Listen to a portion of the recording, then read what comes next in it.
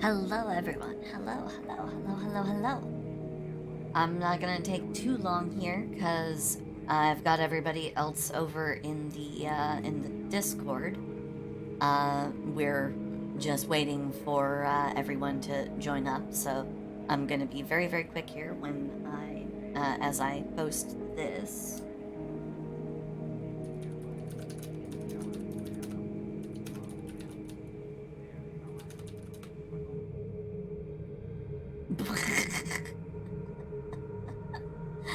Proxy, bleh. Also, it's nice to see you. Hello.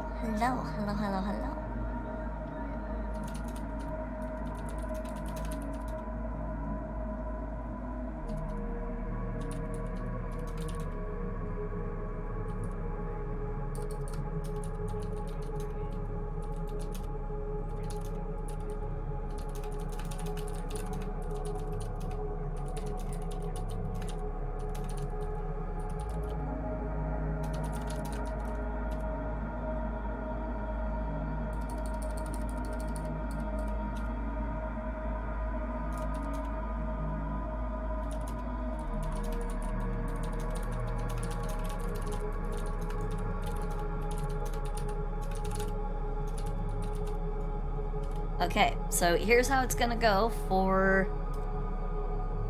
Here's how it's gonna go.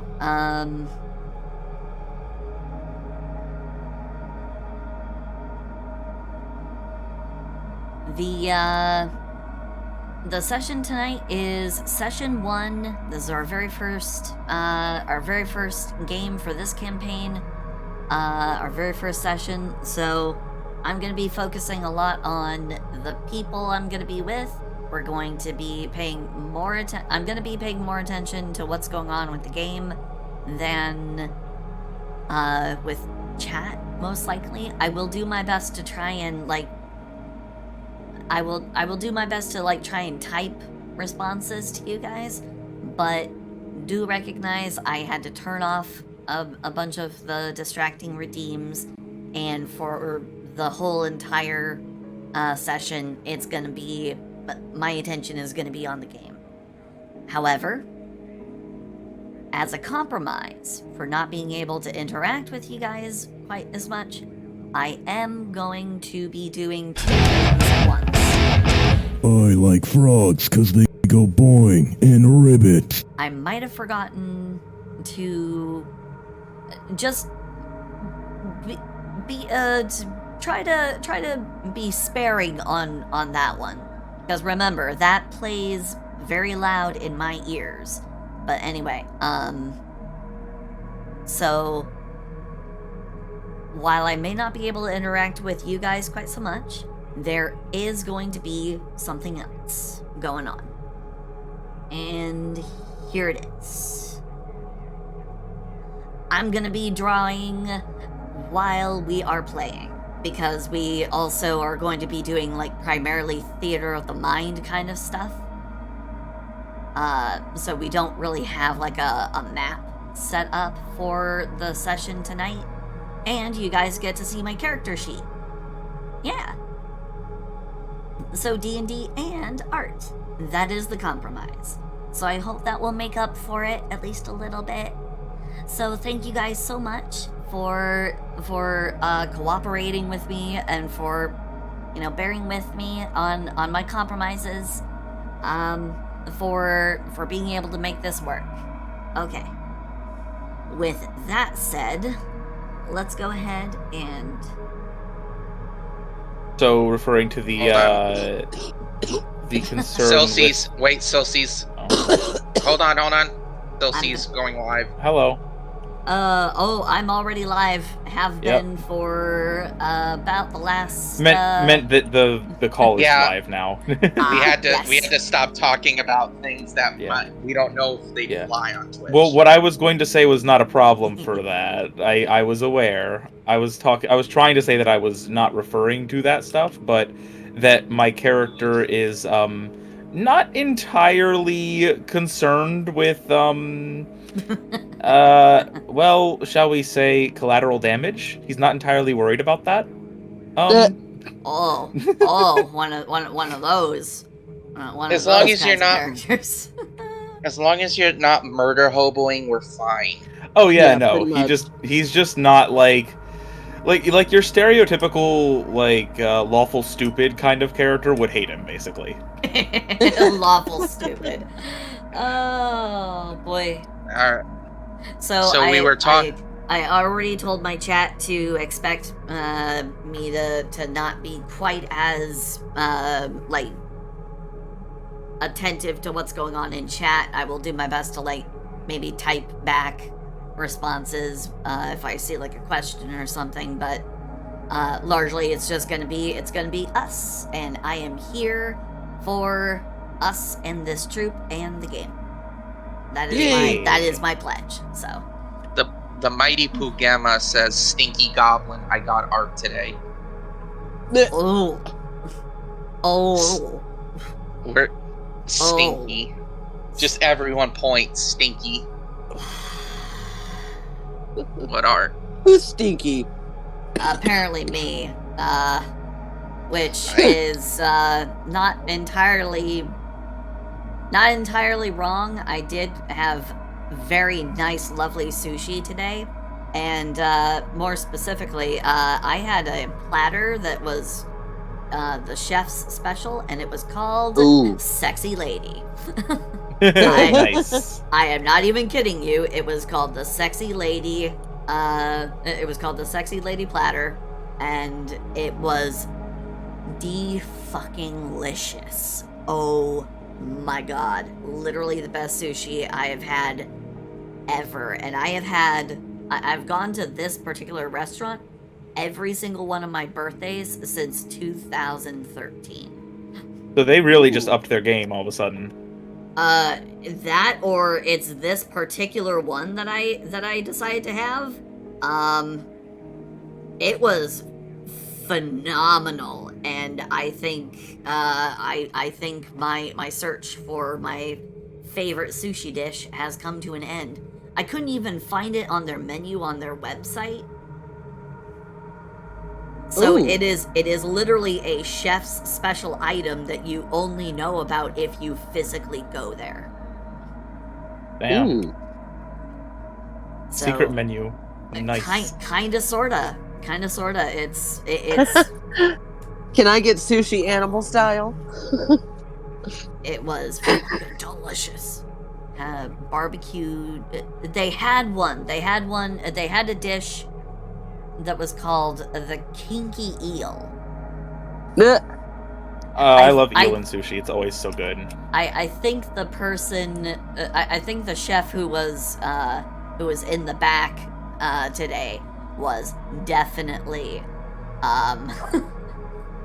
was definitely just having a fucking laugh riot, just making sushi with all these different lewd names, and I'm 100% here for it. Speaking of sexy ladies, What? so we discovered something about Fauna. Uh-oh.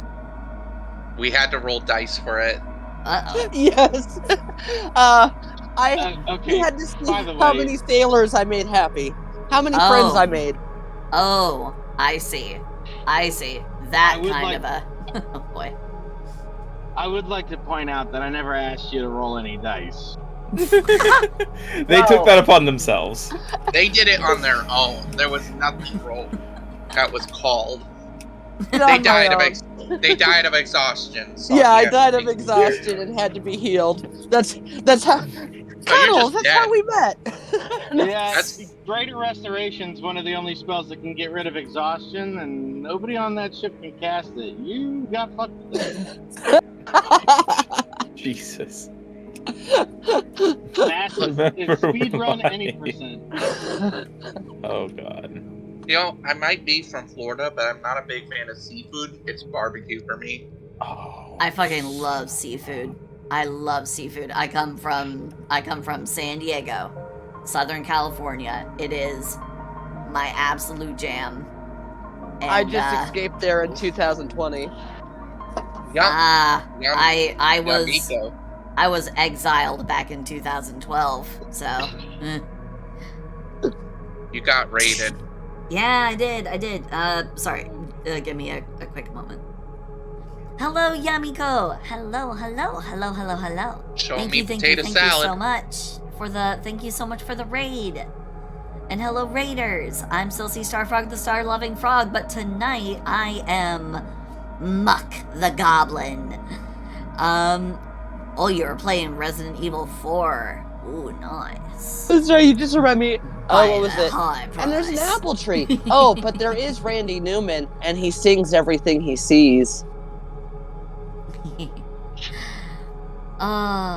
But anyway, thank you so much for the raid, Yamiko. There is unfortunately You reminded me of that Family Guy episode where they did say that.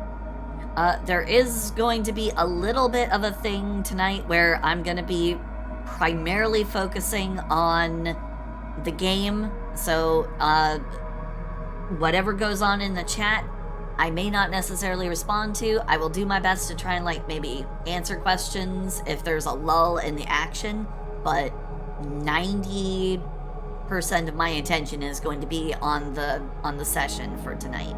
So thank you so much for coming by. Thank you, and I hope that you had a good stream. I hope that Resident Evil 4 went well, and I hope that you bought it at a high price. All right. Oh, okay. Is that a 20? And do you want it physical or digital? Just we're rolling in D&D Beyond. Oh, okay, I'll pull that up.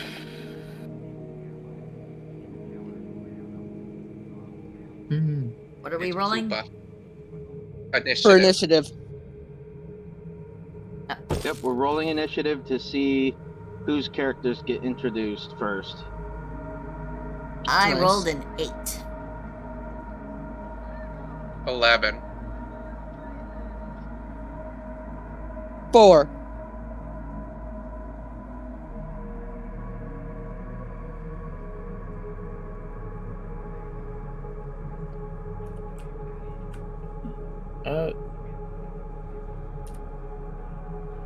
I rolled a 7. I apologize. I'm getting things set up now.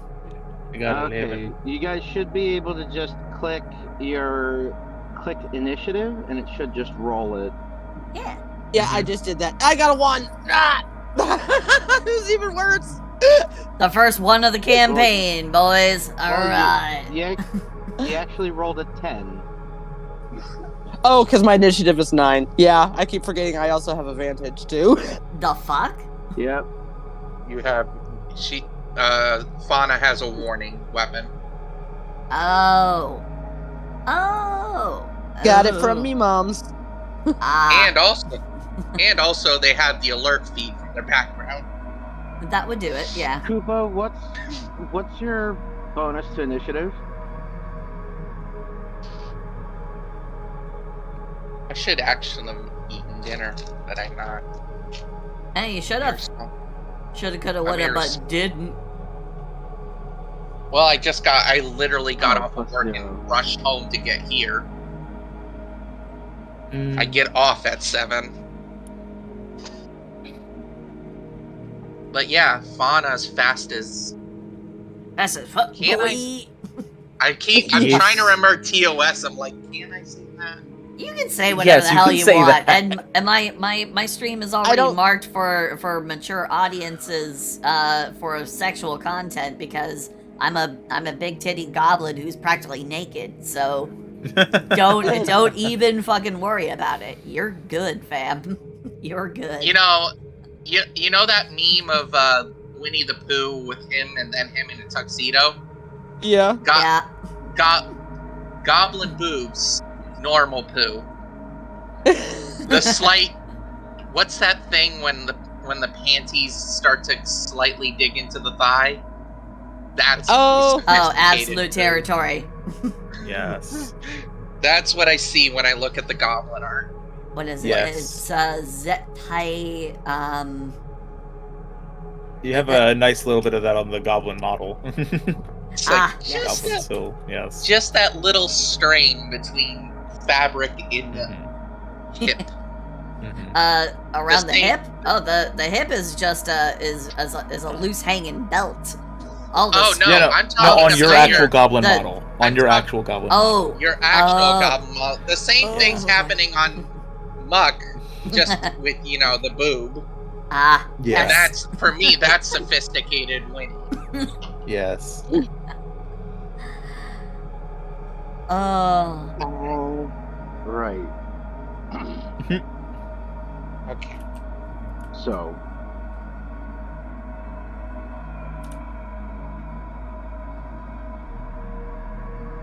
the asteroid outpost of Wayland's Reach. For lack of a better term, wretched hive of scum and villainy. There it is. There it is, boys. We got it.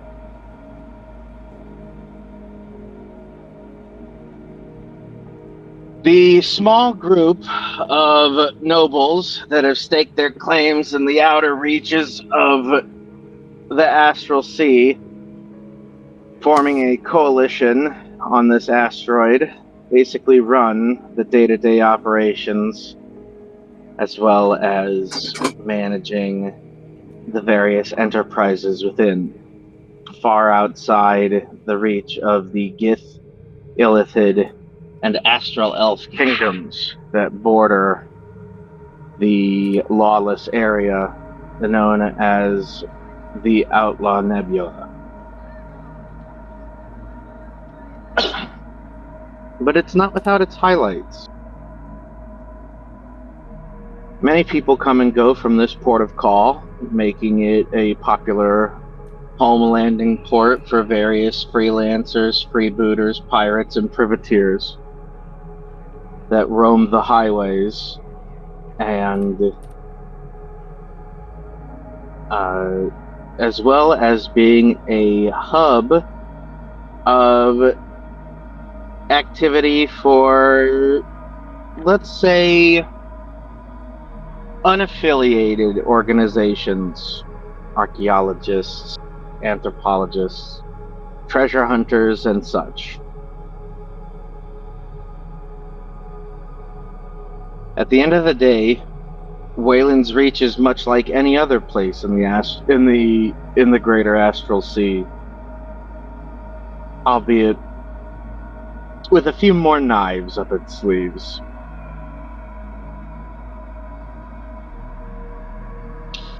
We start with the early morning. A flying galleon adorned with a gold and red phoenix figurehead pulls into the port. The air bubble that surrounds it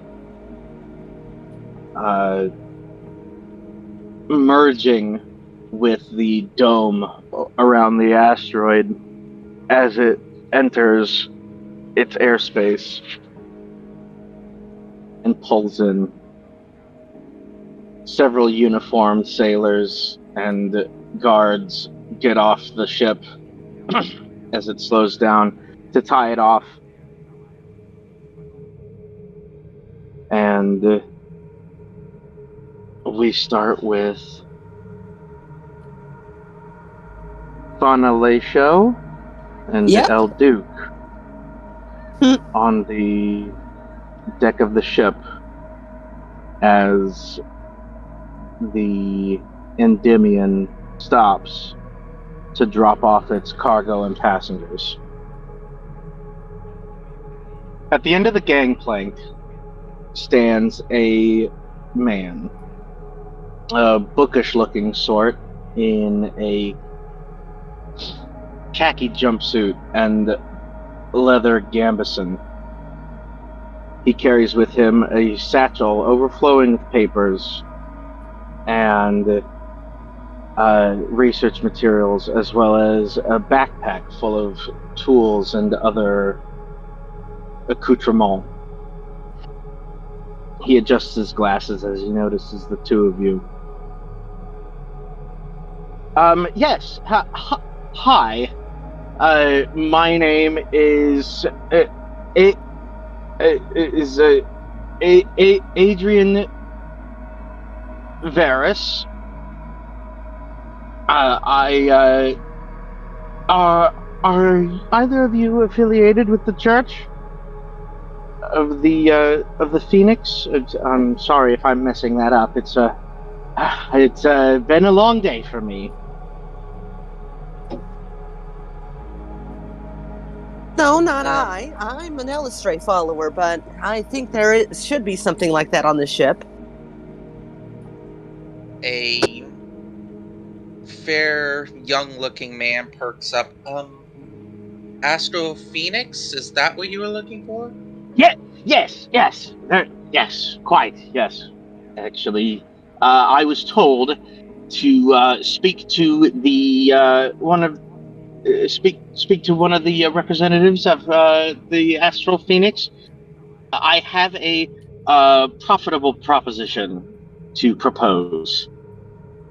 I see. Of course, I can take some time to hear it. Excellent. He adjusts his glasses, getting a better look at Fauna, and says, and you are, his attendant? Oh, I happen to have met him just maybe a few hours ago. So yes, maybe an attendant would be the right word.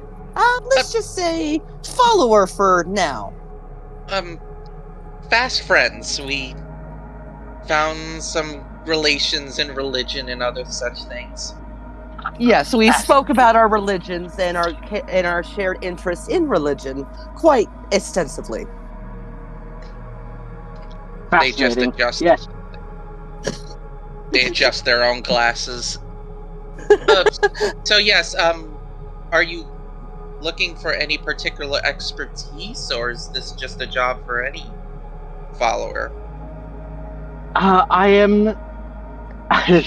Truth be told, I am rather new at this. This is my first foray into the deeper astral field. My first field operation, if you will. I don't really have too much experience recruiting, but I can promise a great deal of profit should we succeed. However,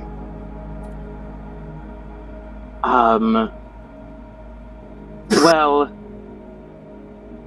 it might be quite dangerous.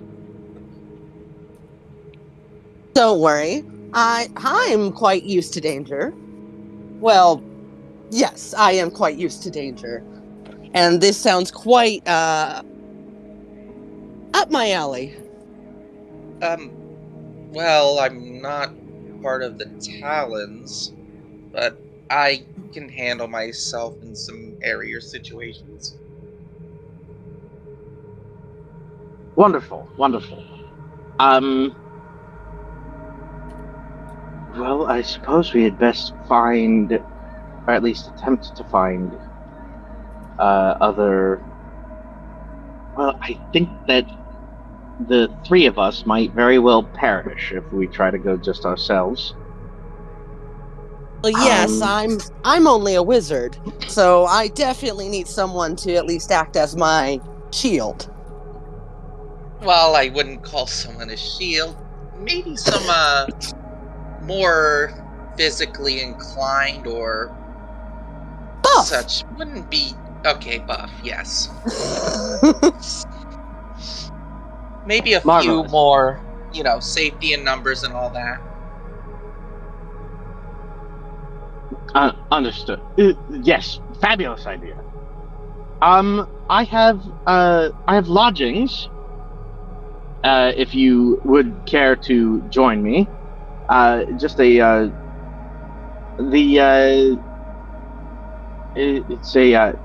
the Hummingbird Inn is what it's called. It's a fascinating little place. Sounds like a place I'll need to check up right away for my own interests. Excellent. Hopefully they have some tea. I could go for some after a long journey. Right. Well, right this way then. And he begins to lead you to the inn. All right, going to the inn. All right. Masquerade and Arati. Oh. After Uh-oh.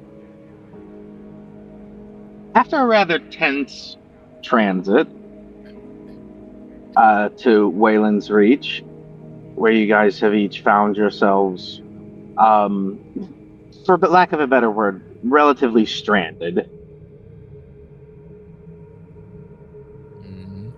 The two of you find yourselves, well, Masquerade, you are currently following up on a lead, if you will, Indeed.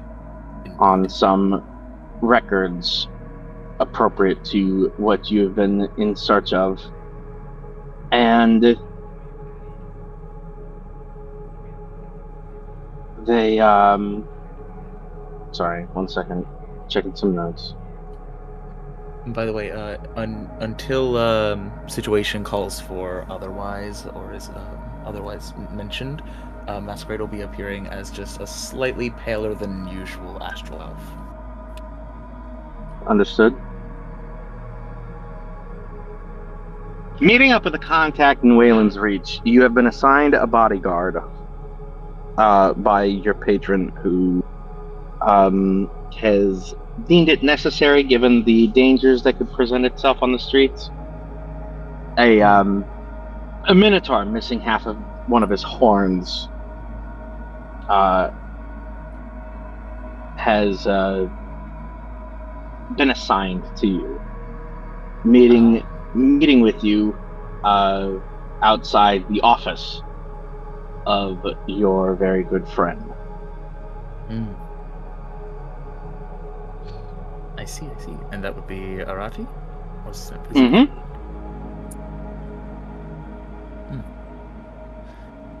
Arati, you have been looking for work, at least trying to find a way to pay your way off this rock.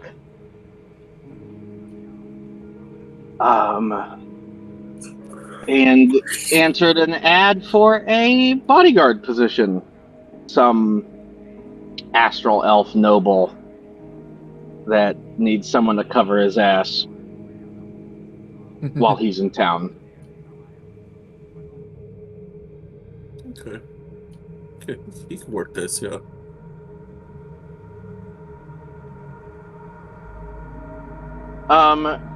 The information you were given, Masquerade, points to a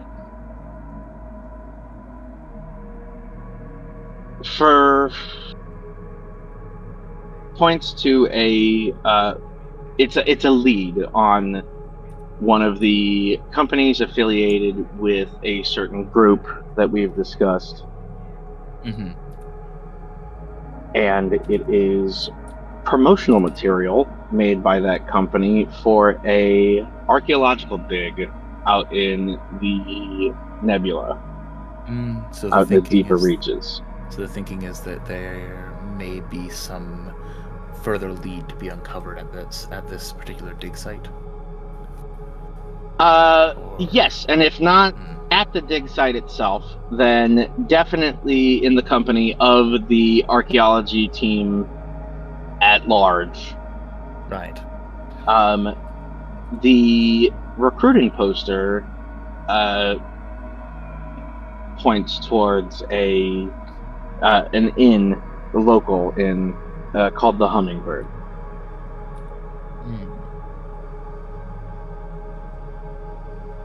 All right. So I suppose that should be the first destination. As Mask in his disguised form sizes up the Minotaur in front of him. Huh. You are the guard that they hired for me, correct? Correct. Good. Well, best be on our way. No sense wasting time. We need to head to this inn. And he holds out the paper and just points to the name on the sheet. Do you know the way to this place? You've been here long enough, Arati, that you would. Okay, because there was like a moment of like uncertainty to where he just had to lean down and like squint at the paper, but when he actually recognized it, he does look like he has relief on his face before nodding. Just, Wonderful. Lead the way then. walk on and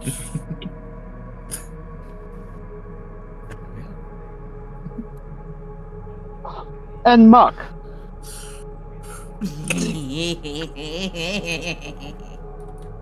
you, through one method of travel or another, have found yourself in the basement of a building.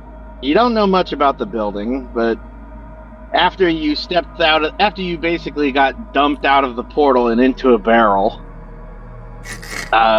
you pop your head out, and it looks to be the storage room of probably a tavern. You're not really sure.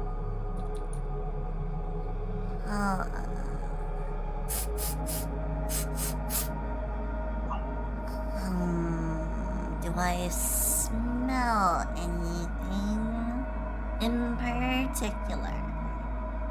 Apples. Lots of apples. You are in a barrel of apples. Why does this seem oddly familiar, like from another campaign that I'm in? Cross-timeline shenanigans. Multiverse. Because I dead ass am a goblin that shamefully closed myself in a fucking apple barrel after failing 7 goddamn. Anyway, okay. Before I get all emotional about that, okay. Do I smell anything else in my space? Anything edible? Or anything at least Besides apples? interesting? Besides apples. Yes. The scent of barbecue pulled pork wafts through the basement, probably carried there by a kitchen.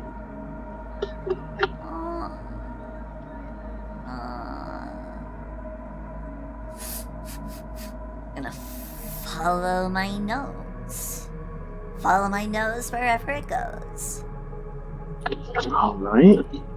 Taking you up a short staircase into the kitchen of you're fairly sure it's either a restaurant or a tavern at this point, judging by the great stone oven that sort of sits in the middle of the kitchen, cooking a variety of meats. She cooks children here.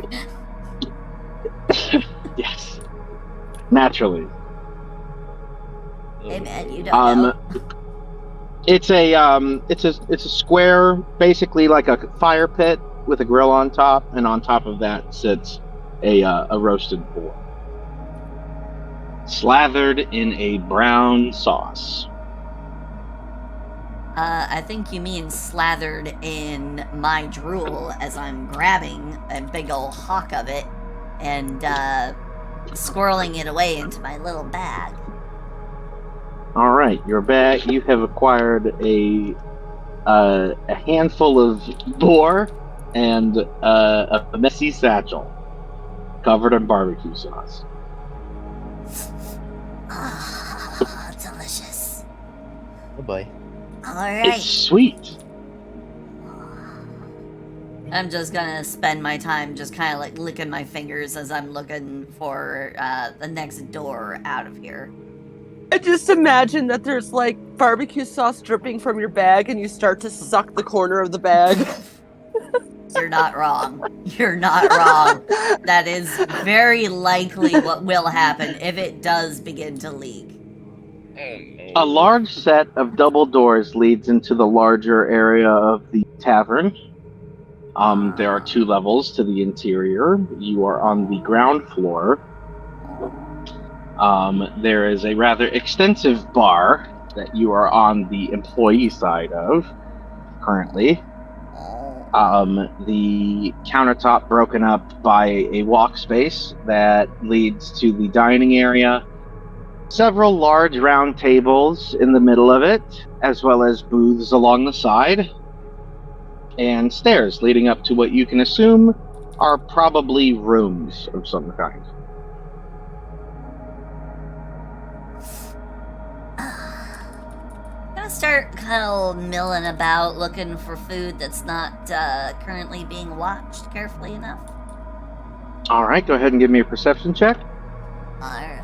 Perception. My first roll, everybody. Let's see how bad this goes. Let's All go. right. Look. Oh, not too bad. 16. Hey, that's pretty good. I'm not even fucking proficient. Cut into like relatively frogs 'cause large they go pieces boing and ribbit. on the countertop behind the bar are several plates with apple pie slices on them. What do you mean? I don't see any apple pies. Shump, shump, shump, straight into my bag. Not even wrapped up or All right. anything, just tipped right in. Right. You have acquired a mess. You have a mess. I think you mean I've acquired something fucking delicious. You have a large chunk of barbecued meat covered in apple pie mush. And plates. Did I I'm stutter? Alright. 3 plates. And a fucking mess. Plates too. The doors on the far side of the room open up. As Scurry around, not be seen. A Avoid being gaggle seen. of individuals enter. Oh, The inside...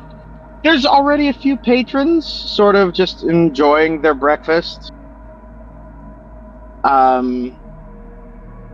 None of them pay attention to you. They're not paid to care.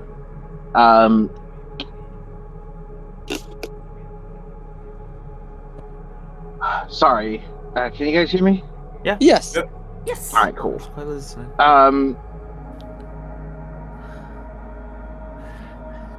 There is a larger table, sort of by the side near one of the booths, with seating for 8 people.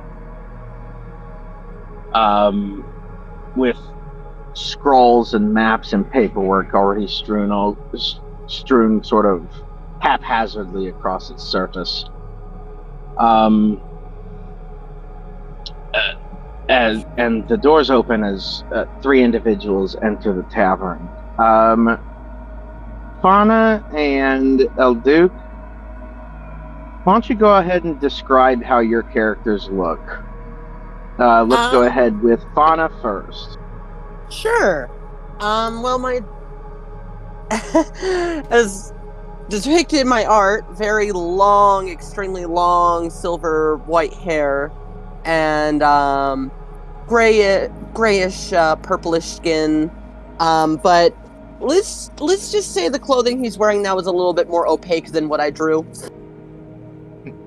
and has a back on it, since he is traveling around the town.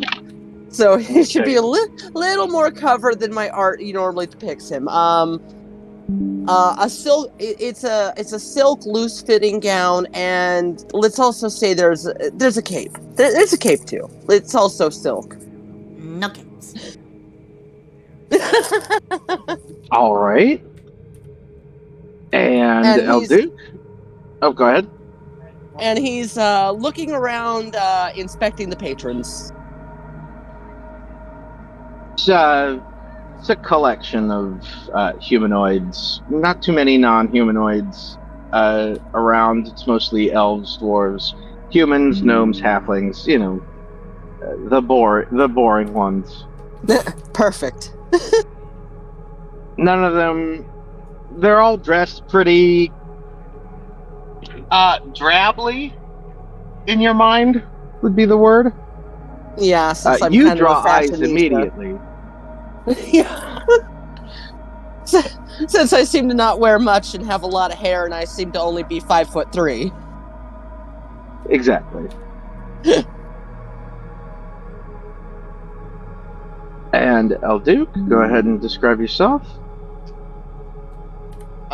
So fair, young-looking man, pointed ears that kind of make him look half-elf, pale skin.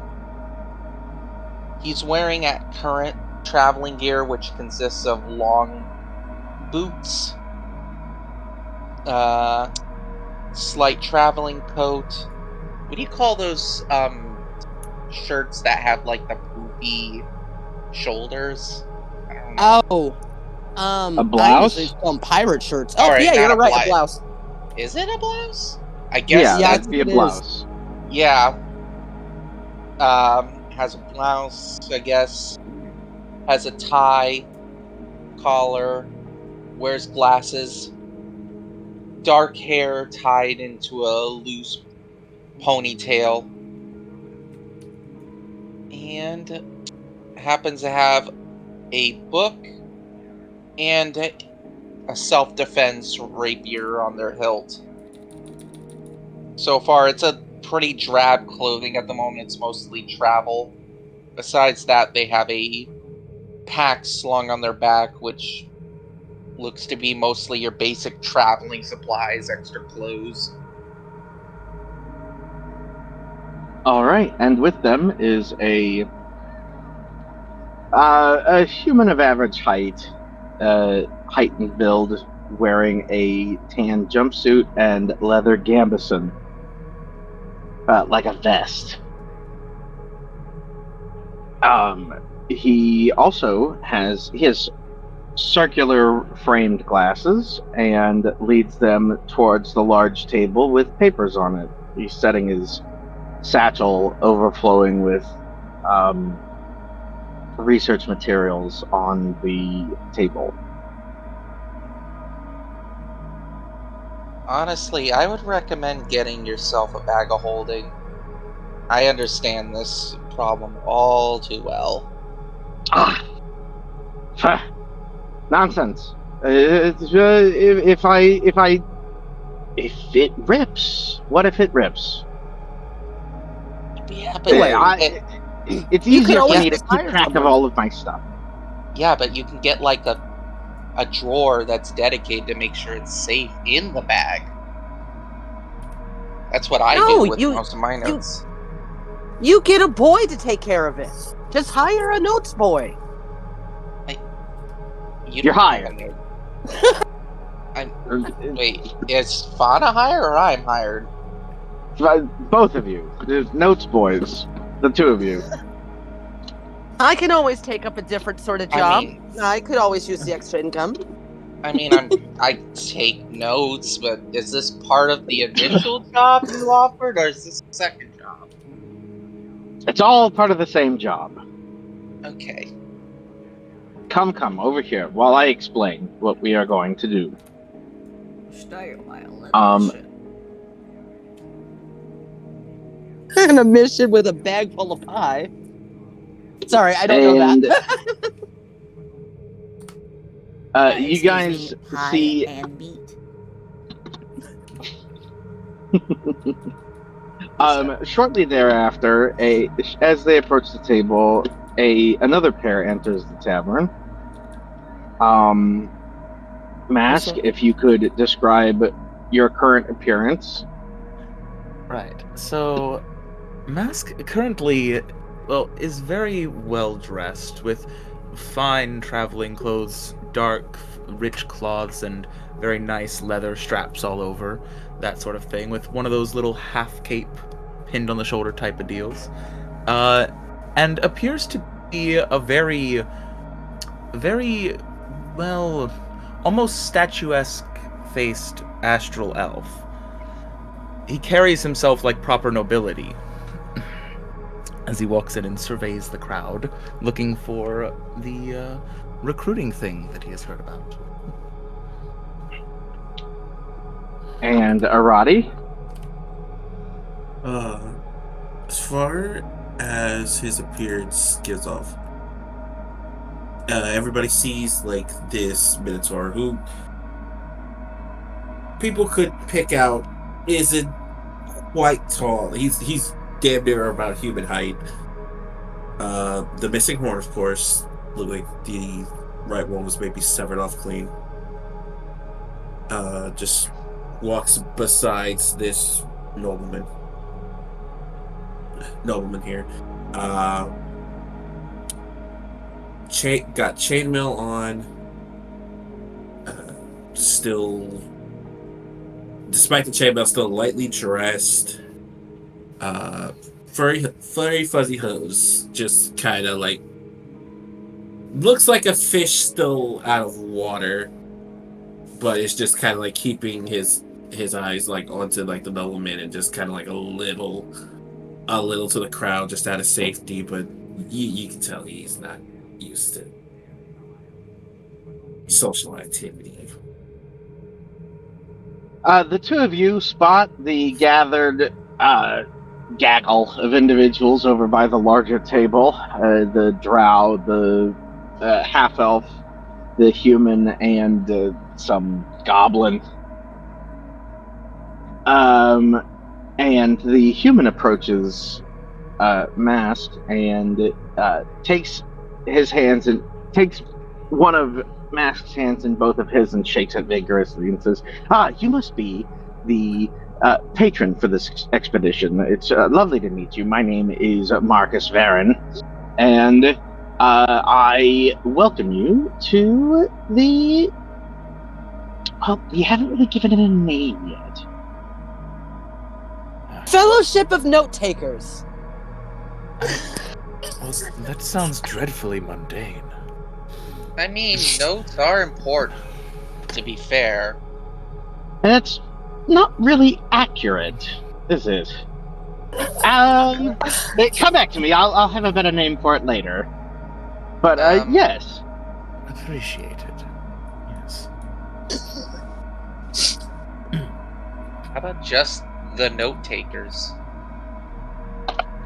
Once more, dreadfully mundane.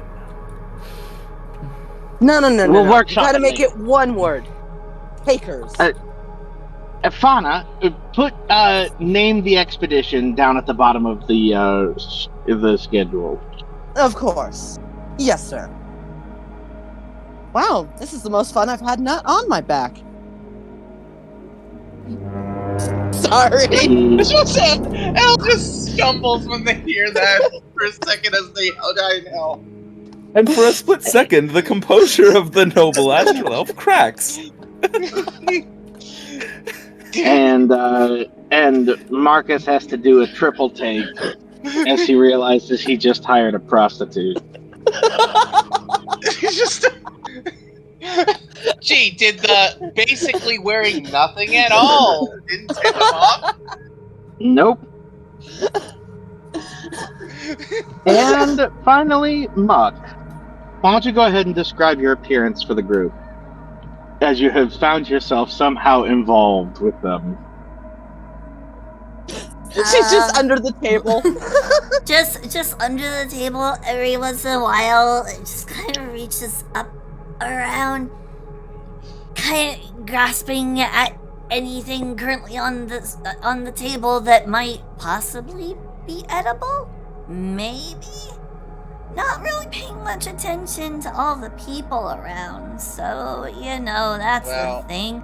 Also, every once in a while, sticking a hand back in her bag to just kind of munch and munch and munch. I could see Fauna trying to take the notes and the hand coming up and kind of touching the notes every once in a while, and him smacking the hand. Well, basically like a cat. Basically like a cat, just kind of lightly pawing around somewhere that they're not looking. But if one were to look underneath the table, they would see a 3-foot-tall mess of so much charcoal brownish black hair. So much hair.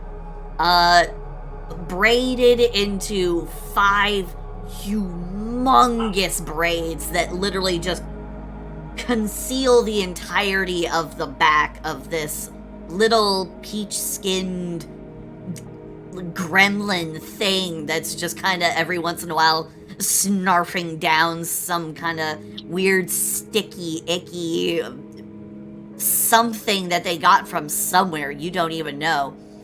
And This is Weaver's cam, and it's got a note with it. Is this obvious that she's there, or is she trying to hide? I mean, it seems that at least it would be pretty obvious to anyone paying attention to the things on the table. If they're being grabbed at. Eventually, Elle would just squat down and go, can I help you, or? What? Huh? Is there food on the table? Kind of peeks out around on top of the table. I mean, is it just notes? No, there is a collection of meats and cheeses. Like Grabs like a charcuterie board. Which all the of astral it. elf is currently. Okay, so you just grab it out from under Mask's hand as he was about to grab another little piece of it. Yeah, He just was eating, scooping like, having at little all snacks. of it. It takes her big ol' goblin-y forearms, slaps it down on the table, and then just like hauls it over to herself as she's just kind of looking at everyone, kind of curious, like she doesn't know what the fuck is going on. And you said there's a human in the group? Yes. Yeah, she's looking at the human like he is the weirdest fucking thing she's ever fucking seen in her entire life. She's like, the fuck are you? As she's just kind of like shoving things down into her gob. She's just like, is this another one you hired, or? Thank you, Robbie Landis, for the raid. Thank you. Yes. Rather undisciplined. I mean, I got Do I plenty need of to make discipline. I have got a lot of food. Do I need to make this one a name tag? My name I is like Muck. frogs because they go boing in ribbit. Comes as little surprise. I start pulling out a piece of paper, writing her name down, and I just gently place it on her lapel. Or, is she even wearing clothing? She's wearing basically a leather strap top, and she has covering herself from the waist down what looks like an adventurer's belt that she stole and then just kind of hung on herself. She's not really wearing clothing per se. It looks like she grabbed some various assemblage straps, belts, and Straps stuff. and scraps. Yeah. And she does have like a single bottle of something that you get the immediate impression you don't want to be around for when the cork comes off that damn thing. Because whatever is inside looks foul, and it feels foul. Even though it's stoppered, you're just like, oh god, please don't pull the cork off of that. And then there's one very dirty looking sash going down the front of her, that's kind of almost like chained or clipped or pinned onto her, onto the straps that are holding up her ample gobbo bosom. And also, she has a bat. She has what looks like a taxidermied bat with mushrooms growing out of it, pinned and hooked under her chin like a bonnet. Either I put the little note with your name on it on top of your head, or right on top of your booba. On the booba. What is this? I can't. What is think this? It's your name. It's your name. It's your name, dear, so we know what to call you. Besides that thing. Elle is looking at Muck and Fauna like, who's just looking at both their outlets, just like, who's the most underdressed at this point? It's like, from the right angle, it's probably Muck. Yeah. There's also there's also a Roddy, and eventually their eyes just drift over like I mean, he's got the chainmail at least covering up his chest, but and you at least get the distinct impression he's wearing at least like shorts behind them. Suddenly aware, suddenly just outwardly aware. Now they just look around. Are they getting looks from everyone else that's in this establishment?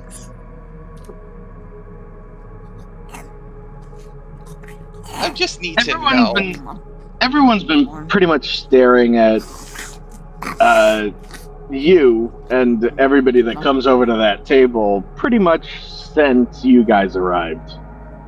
This elf suddenly feels very self-conscious, and they just do the polite cough. Anywho, so about the job? Right, yes, the job, of course.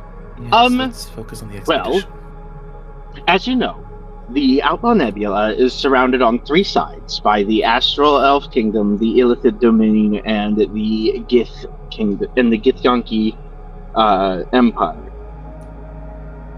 Naturally, these factions. The fuck are those? Pardon?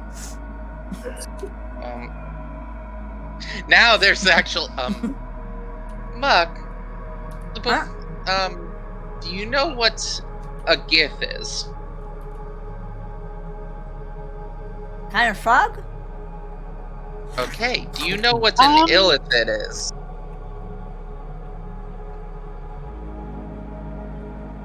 Well, sounds like for those that sounds like an elven thing. I don't know. Oh, well, for those that apparently don't know, gosh, where did I find you? I don't remember hiring you, but whatever. I don't have time.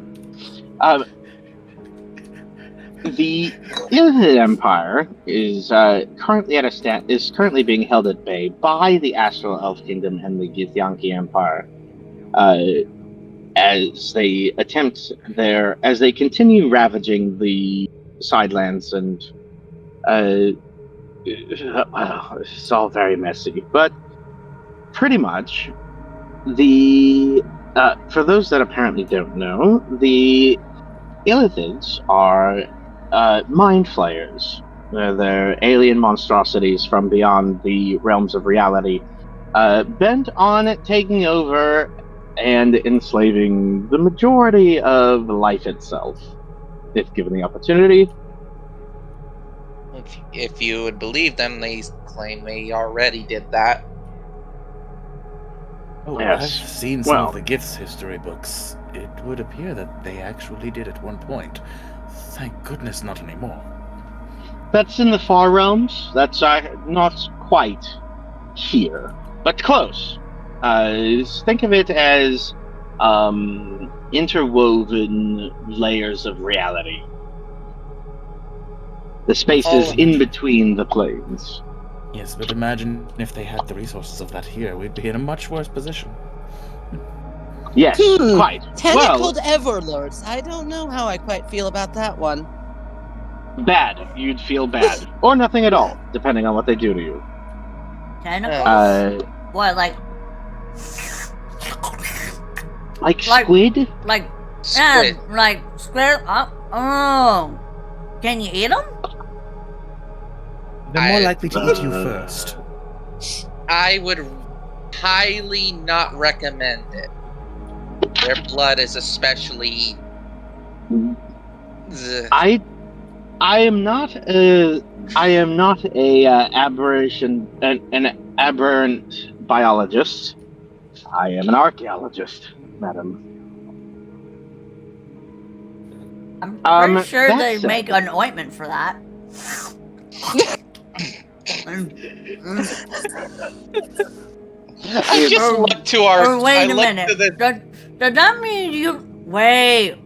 Do you like to sleep with sheep? Is that what that means? No.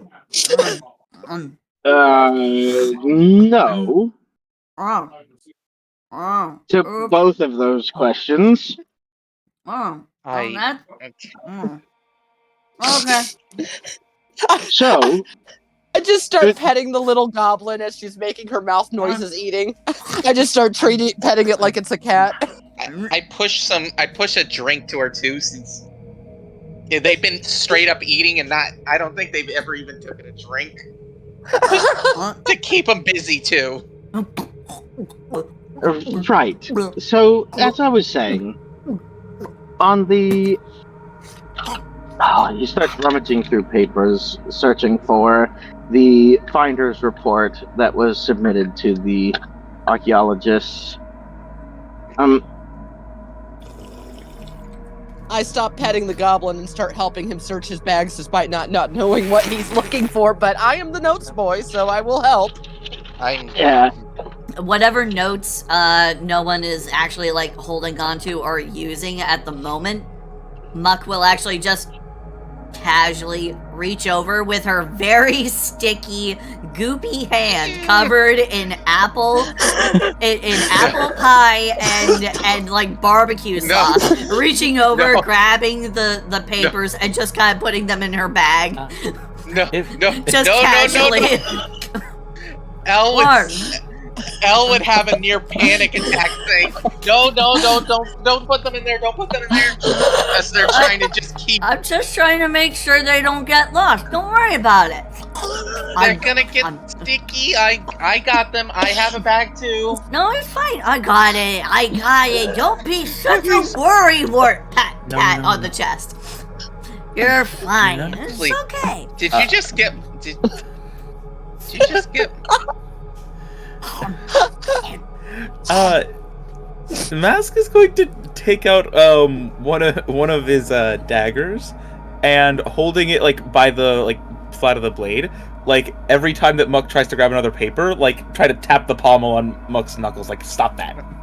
They're just rapidly prestidigitating all the things clean, including their shirt. Fending off the goblin together. There is no fending off this assault. Everything will be sticky. Marcus is currently sitting by himself, sort of thinking about his life decisions that have led him to this point. What? Only hiring a feral prostitute. Oh no, wait. A prostitute and a feral goblin. No, can we go back to that Freudian slip, the feral prostitute? I mean, yes. Let's move on. So, Marcus begins describing the expedition. Not too long ago, about a month and a half back, a Githyanki hunting party fell through the roof of a cave on an asteroid that they believed to be, or that they had been planning to set up a base camp at. It was at the edge of lawless space. Inside the cave, they discovered strange runes that none of them could read, or even slightly decipher. None of the known languages intersect in any way with this scripture.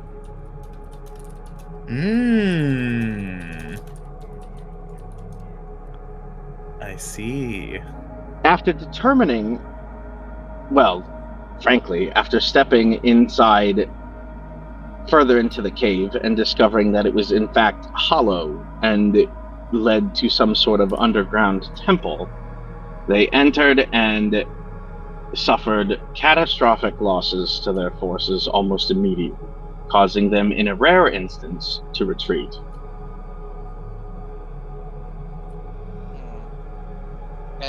Did they ever tell anyone what had caused those casualties? No, the only survivors were the ones that did not step into the temple. Oh, we're a bunch of cowardly egg layers, huh? After 2.5 weeks of waiting for their excursion team to return with no success, they decided to leave and sent the Archaeology Guild a missive with coordinates for the asteroid itself. Why are we going into an ass? It's a giant flying rock. Asteroid. What's Giant Like what we're flying on right rock. now. Don't those normally bleed if you sit on them too hard? I just the goblin by her face, and I smushed it, and I go, you, and then I just give her a little peck on the cheek, and then I just let her go, frustrated with her. Anyway, I'm half expecting Muck to bite them if they try.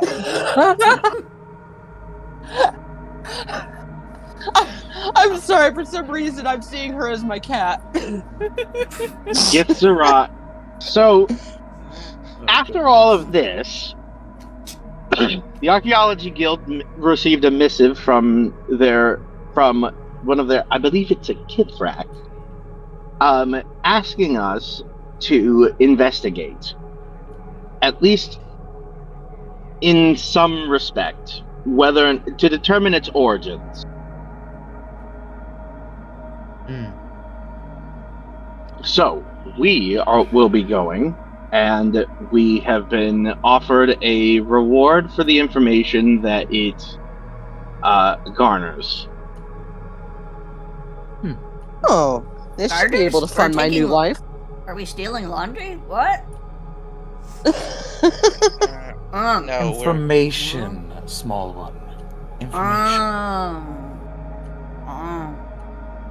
Something you could clearly do with a great deal more of. Yes. We have transportation secured. A small vessel will be taking us in 6 hours from this port to a Githzerai satellite monastery, where they will escort us to the dig site. Now, I'm not sure what any of you know about interastral politics. However, I do ask that we try not to cause an incident, if at all possible, he says, looking at the sticky goblin handprints all over his paperwork. I can make no promises with the crew of this nature, but I will do my best. Oh, I gotta have good manners. Okay, never mind. I'm good. I'm good to go. Can I just use prestidigitation on Muck's hands? That's Mysteriously, probably for the best. mysteriously, it won't work. just Like a force from And beyond just will not allow. Well, also, prestidigitation only allows you to clean objects, and people are not objects. Damn. Yeah. But it's a goblin. But they will. Quite debatable on note- whether it's an object. They will try to subtly move notes away from Muck, just to prevent more from being pushed into the. I'm calling it the Muck sack. It's the name. It's fitting. It is the bag of muck, is what it is. There's. Yeah, the bag of soiling.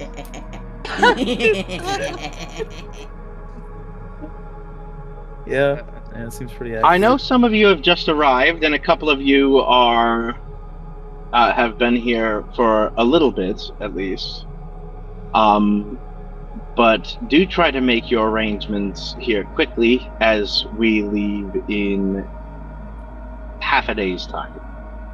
Of course. Quite understand. What sorts of arrangements need we even make if we're about to leave? I mean, it seems like quite a waste of time. I mean, just to maybe make sure we're all well supplied, if we needed any extra rations or something. Extra money earning. Okay, yeah, so there's a couple of things you guys can do. And you guys can gamble on beetle wrestling. Ooh.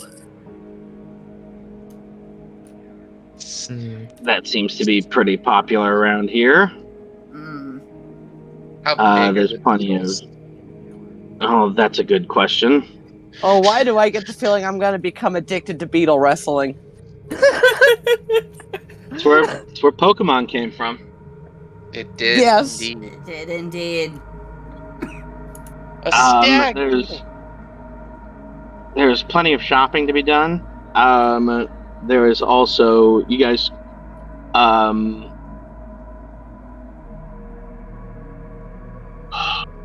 Sorry, I just had a chill go down my back. Oh, Ooh. Oof. that'd be downright painful for me right now. Yeah. Take a moment. There's also always like if you guys have any. I mean, do you guys have any suggestions on what you would like to do? I think we should we do we all have enough supplies? Like, yeah, no, I'm all serious. Like, do we have enough supplies? It'll For be a this week kind and a of half trip. of travel to the Githzerai satellite monastery. Yeah, no, I've got like nothing. Wow. Yeah. Let's Do go you with- even have? Does Fauna even have a bag? I don't think I do. I've got the rapier of warning, a crystal, a dagger, a spell book. I do have a backpack, and it's Yeah, I got was like, 5 pounds in it. Yeah, I was like, you should at least starting equipment. You have a backpack. Okay, so the kit that you chose during character creation is going to have equipment in it. It doesn't So, have give me any 1 second. rations. Yeah, nor does mine. Mine does. Yeah. Well, yeah, you've been taking every piece of food you've seen. That is fair. Fine, don't worry about it. Wait, all right, we'll do food. I'll be shop. the designated cook. Don't worry about it. I'm not sure. I'm not sure I eating trust anything that you've laid your hands on. Don't worry about it. It'll be All right, fine. we'll get like 2 weeks worth of rations. That way we're just nice and stocked up. I think that's fair to do. These are I dry. have no Why do we gold. want these? These are dry, So- crusty. Why do we want these things? What are they? I don't like them. They smell funky. It's food that won't, well, make you vomit it all back up within the next day if you eat it a week from now. That's the point. Why would you wait Gotta so have- long to eat something? You never know what might happen. You may not Then be you able to just- find other food. It's emergency food. Well, then you just find something else that you can stick in your mouth and chew on. You know, usually things that squeak, things that wriggle. Fauna's losing it when she said stick things in your mouth. I'm just as much saying that I just slowly look at Fauna like just waiting for the pin to drop. Are they gonna comment on this? Who knows? Well, my commentary is, who has gold? I've got none. Where? You're got a terrible none. prostitute. Yeah, I've got none on me. I don't know how Where that did- happened. I don't know how that happened. I don't know how I ended up with none. Well, hold on. I don't think I built my items right. You should have some. You should at You least. should have like 10. No, I don't have any. Well, technically, you should have 15. Yeah, you're right. I should have 15. L has 5. I don't know if I can add. Can I add currency? DM, Yes, can I have some money? DM, can I have a loan? Just a small loan of a couple hundred gold. You know, I'll pay it back, I promise. God, can we get a loan? 1 The second. normal questions that people ask God. Hey, God, can I win the lottery, please? That is True. If I need to make the money, I'll make the money. But like But we I- can come up with a story reason why I have some gold on me now. But I would really like some gold. I like. What background did you take? Oh, you forgot to add ruined. You forgot to add your There we go. I added your background equipment. Thank you. Ah. Well, then you might I have didn't some know food now too. There might be some food. Yeah, there. I might Okay. actually have food now. All right. Yeah. I also let we me need some for recheck everyone it. though. All right, let me recheck. All right.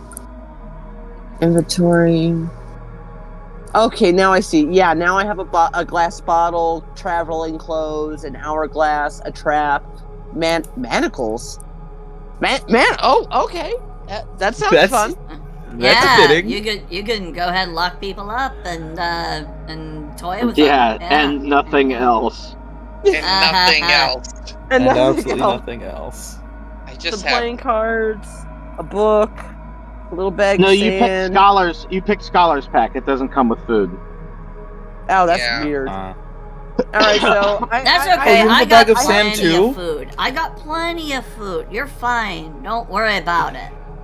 Well, I have the gold. Well, now I actually have the gold, so I can actually buy food now without having to whore myself out. Wait, you have a bag of sand too? We both have bag of sand. Yay. Sand twins. We just start jiggling our little bags of sand. All right. Yeah. I Pocket don't know what sand. it's actually supposed to be for, other than doing the pocket sand thing. To be honest, I have no idea. It works, I don't know. though. All I think of is that line from 40-Year-Old Virgin. You know, like when you touch a boob, it's like a big bag of sand. If it's like a bag of sand, then I think you're touching the wrong kind of boob.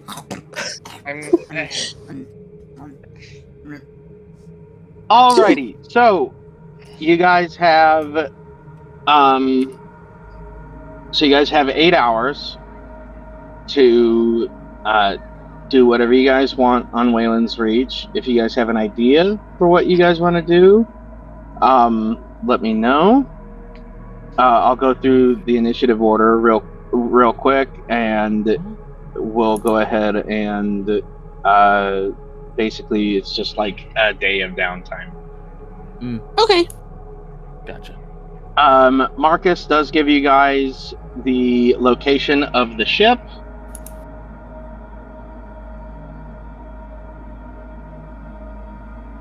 Well, at least the port where you guys will be disembarking from. Cool. First is, by the way, Fauna, I've been going off of your first roll. That 4 with your +9 would be a 13, which is why you're at the top of the initiative. Oh, thank you. Okay, that makes sense. Alright, so what would you like to do? I announced to the party that I'm going to go shopping for food, and if anyone would like to join me, they are welcome to come join me. The goblin is already behind you, like just as you finish the D in food, she's already boom right there at your elbow, and she's like still shoveling more of the food that was on the table. She's stuffing it into her bag. Just haphazardly. Okay. I'm good for food. Here's Let's go. I believe I will come along as well. I would like to get something a bit nicer than the basic rations that I've been dealing with. Oh, I'm good at cooking. I can make real good food. Somehow I doubt that. So, Fauna, Look for Muck, meat and cheese shop. How dare? and How dare? Man. Yeah, noble elf mask is specifically going to be looking for like what's the name you've introduced yourself with? See, that's the thing. I haven't, because the guy was like, "Oh, you're the sponsor for this, of course," and I was like, yeah, sure," and I just went along with it. Oh, okay. That's opportunistic. Exactly. Yeah, I like it. Yes.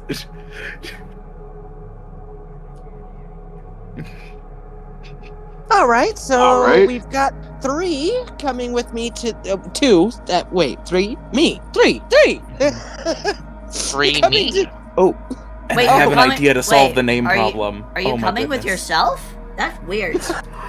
You're weird. You might need a simulacrum for that. I don't think we're at that level yet. Phrasing is all I'll say. Phrasing. Huh? Phrasing? What do you mean? I talk good. What are you talking Come for about? yourself. Anyways. I've been known to do that. Yes. Sorry, to introduce our guest. This is Kalar Timewind. His family is one of the sponsors of this expedition, as well as emissary from the Astral Elves to help avoid possibly diplomatic sticky situations. Sticky. I like sticky. Sticky's actually good. Yes, I noticed. Not in this instance. I go up to Timewind and I wrap my arm around him and I go, "Oh, heir to the Astral Elves. I'll have to keep a very close eye on you." Elves are all actually, snooty marquee, bitches. I Flatter believe. me. Well, Excuse now I ain't you, saying- small one. Elves are all snooty bitches. Well, I just figure you seem to be the person to get to know around here. Be yes, careful. well- They're all about the things that they find pretty, and then when it's no longer serving them, they're gonna stab you. I've seen it happen. Little Miss Muck, you do realize that both myself and this lovely fellow are both elves. I know.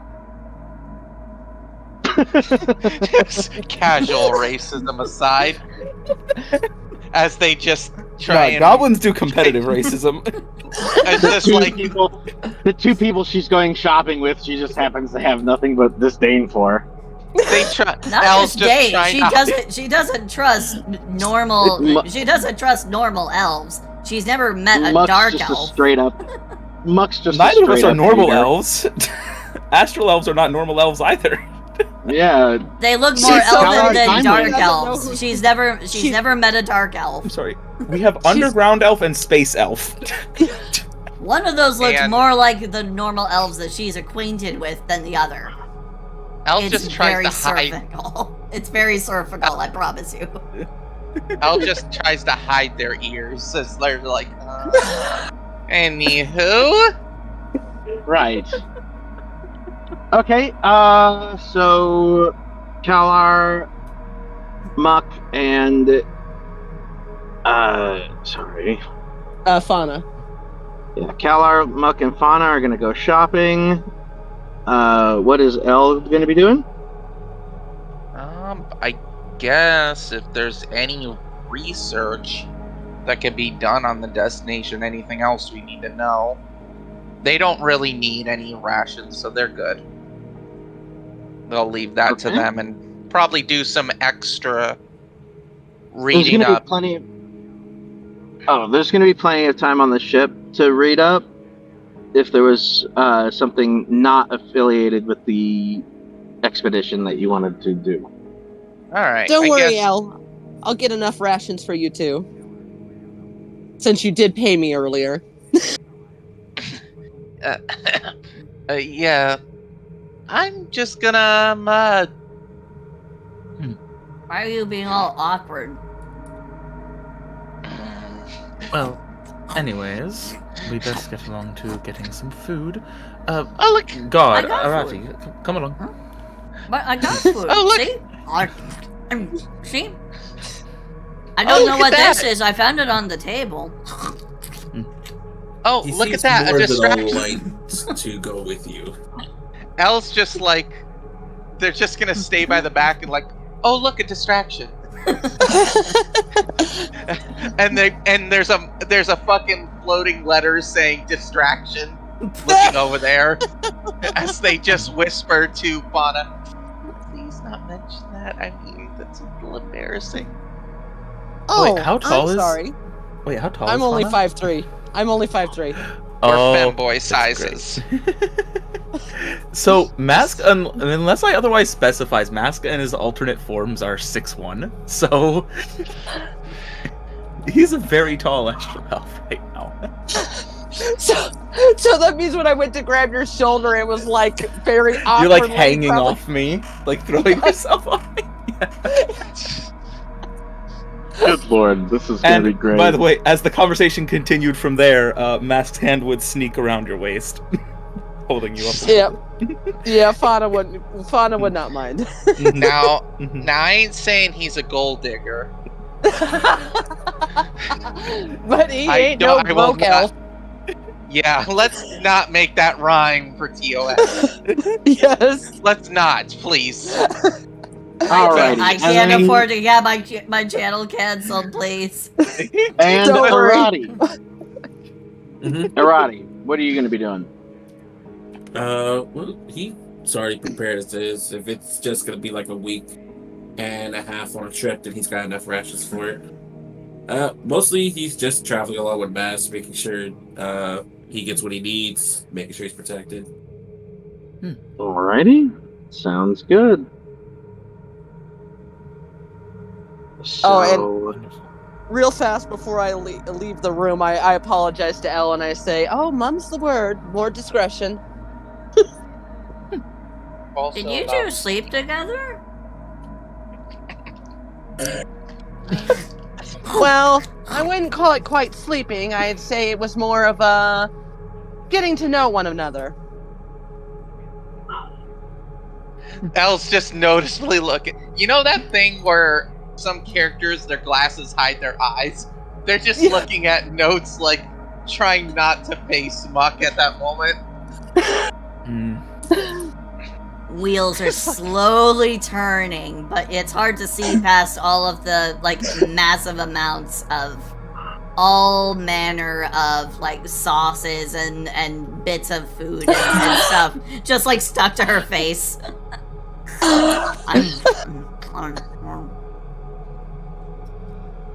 Right, let's go get more food. Let's get more food. Come on. And Alright, actually grabs your head and starts pulling you along, trying to find more food. Who are they pulling? Wait, who's Muck pulling? Pulling the lewd one's hand. Oh, Fauna. Yeah, Are pulling you- Fauna's So hand. I mean, Fauna was also hanging on Mask, Yeah, and Mask was so you're holding Fauna, so you're just pulling a chain. That's hilarious. There's just a chain of a goblin, a drow, and then what is assumed to be a very tall astral elf. And then the Minotaur bodyguard following. I mean, does Arati want to hold hands with Elle? Is that what you're saying? Let's just all hold hands. He at least knows the elf is not in danger, but he's not willing to hold hands. No. alright, as you guys go to the It's like, shopping do not pet district, the service dog. Do not hold the bodyguard's hand. as you guys enter the shopping district, which is really more of a collection of, like an open air market, a collection of stalls with canopies overhead. The sounds of the city around you sort of hang overhead like a like white noise. There's quite a few people. Many people seem to be busy with their own day-to-day goings-on.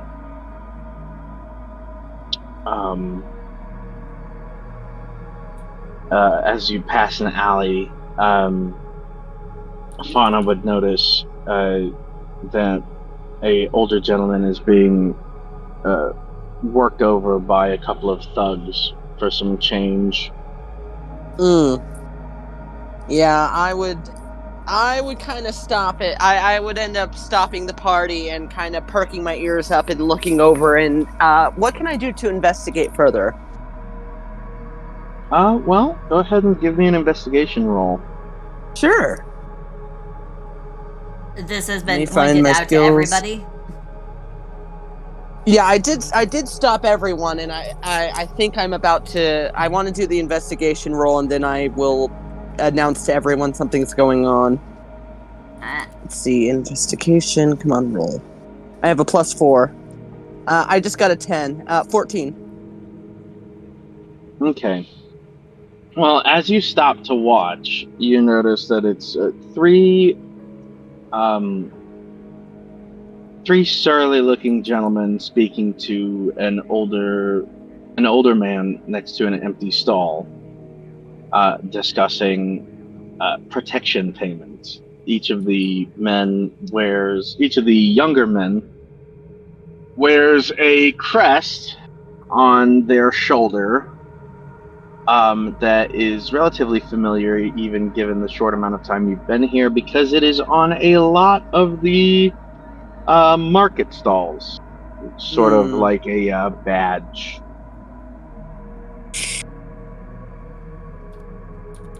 They're discussing protection payments. Huh. I'm guessing we're all, well, a good deal of us are aware of who really runs this place. Yes, that it is the at the very least, Time Wind is explicitly aware of the council of nobles that sort of run Wayland's Reach. 5 rather cutthroat, disgraced former nobles that took their forces and left their original lands to found this.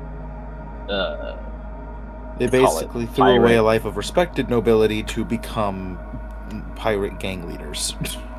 Pretty much. Yeah, that's basically exactly it. Yeah. I have an idea. Mask, go ahead and make me a history check. Oh, okay. Maybe my idea will get better.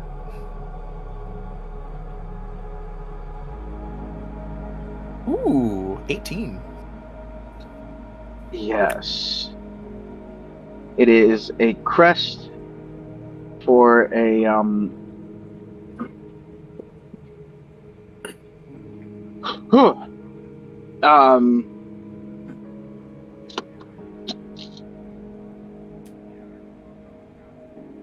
it is the Ravenhold crest. Clan Ravenhold, from what you can remember, is headed by a high elf arbiter named Jaskara. No surname after it was taken from them.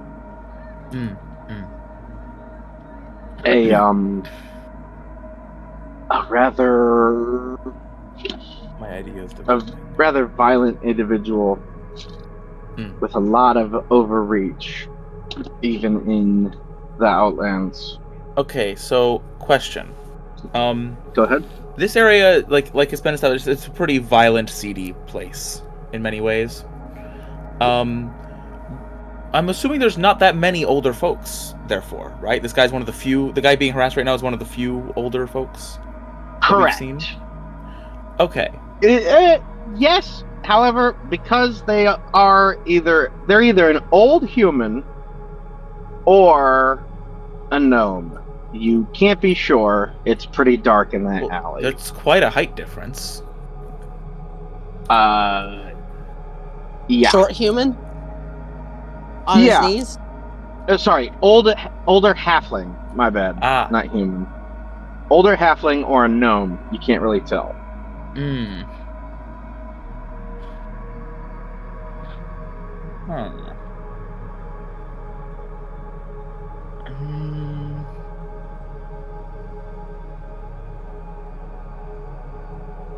Unfortunately, my religion says I should help, but I look around to everyone and try to get their opinions. The Astral Elf is peering at this situation very intently, like he's scheming something. I think he should handle it since he seems to know this area way more than me. I'm fresh off the boat. The goblin is just kind of looking confused for a moment, like, why'd we stop? Thought we were going to go shopping. Kind of looks the direction everyone seems to be gazing at and goes, oh. Eldritch Blast. Oh, wait, what? We're in combat, ladies and gentlemen. Who are you Well, targeting? there goes my idea. Not actually hitting them, but aiming very much close by to the offenders. Or Right, just kind go of like ahead and generally into the alleyway. Go ahead and make an attack roll. Yay. That was so very nearly a natural 1. 13. Like it teetered on the 1 and fell over onto a 7. So if you had been targeting one of them, that would have hit. So I will give you, or I will let you consider that the help action if anybody wants to make an intimidation check. I was about to go for something like that, yes. So this works out great. I'm going to move in, just going to stride up very confidently closer. As I get closer, can I make it out better? Which whether the person is an elderly it's a halfling. Okay, so it's an elderly halfling. And I'm sorry, can you repeat the name of the guy these people work for? Jaskara. Never mind. Jaskara. Alright. You there, Jaskara's men, are you not? Are you new here? Do you not understand the premise that you don't fuck with an old man in places where people die young? Are you out of your minds? The men stop the men stop and look over at Mask or Kalar. Mm-hmm. And two of them approaching as the third one watches the halfling make his exit. I give a pat to Mask as they leave. It's very subtle, but I cast guidance on them. Okay. There's that and the help. Yep. Is time to roll it? Yes. Roll intimidation with advantage. Okay. And then add a d4. How do I add these modifiers on here? We'll just roll the dice. Just roll it and then roll. I'm watching the log, so I'll keep track of it. If you're rolling on D&D Beyond, you can right-click on the your modifier, and it will let you choose advantage, disadvantage, or normal. Okay. No option to add the bonus d4. I guess that's got to be rolled separately, though. Okay. Yeah.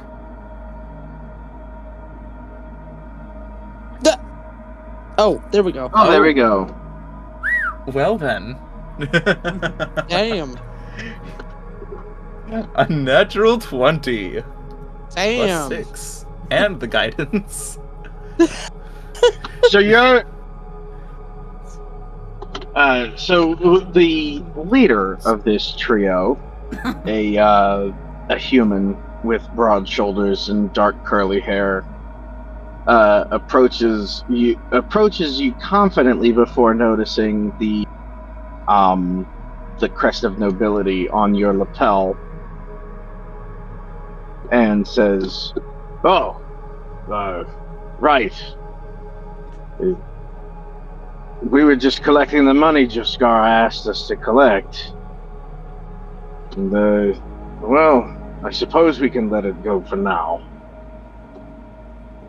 He did say he was good for it, after all, and I don't really want to tangle with the, I really don't feel like getting in trouble today. So... Yes, of course, I understand you have your assignment. Just, you need to go about it tactfully, not get yourself killed. I mean, well, again, an old if I man don't in a come place up where with... people die young has some kind of other protection in place. Right. Well, if you would be willing to help out so that we don't get in any more trouble, we won't have to resort to more unsavory methods of collecting his payment. You wouldn't happen to have the 50 gold on you, would you? I actually get in front of Time Wind, and I actually say, I only have about 10 to spare, but is there any other services that your men need? I'm You- sorry. Do you I just want me to gesture go like ahead it's self-explanatory. I gesture down at them like this is self-explanatory. Muck just kind of peeks out from behind. Are we killing them? Because I can aim for them this time. The thugs don't really know what exactly to make of the casual proposition / death threat they just received.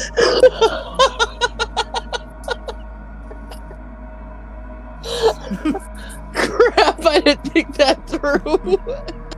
Sleep with this hoe and call it even or die.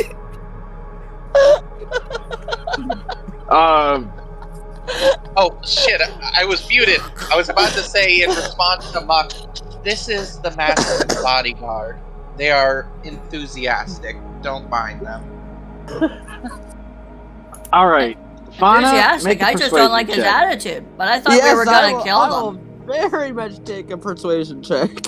Alright, let's see. Oh my god, my persuasion is terrible. Why is my persuasion terrible? I did Good put a though. guidance on you. I rolled a 16? 17. Nice. Did they also Why get the is your guidance? persuasion terrible? They're a wizard. Oh, that's a good point. Yeah, I'm a Go wizard. ahead and roll a d4. Sure. Where's the D4? There it I don't is. know how you do that on here. It's a 2. You can go down to the little dice button on the bottom left-hand corner, and that's how you can pick the different die that you want to roll.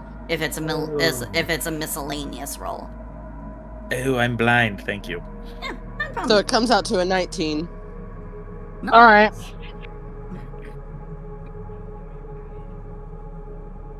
I want to quote So- something, but like I'm afraid it might go against the TOS. I'll just say this: does So anyone the remember guards Drawn look- Together? So the thugs look at each other, and then at Fauna. And then when Fauna gets back from the alleyway, they've lost their 10 gold, and they're walking funny.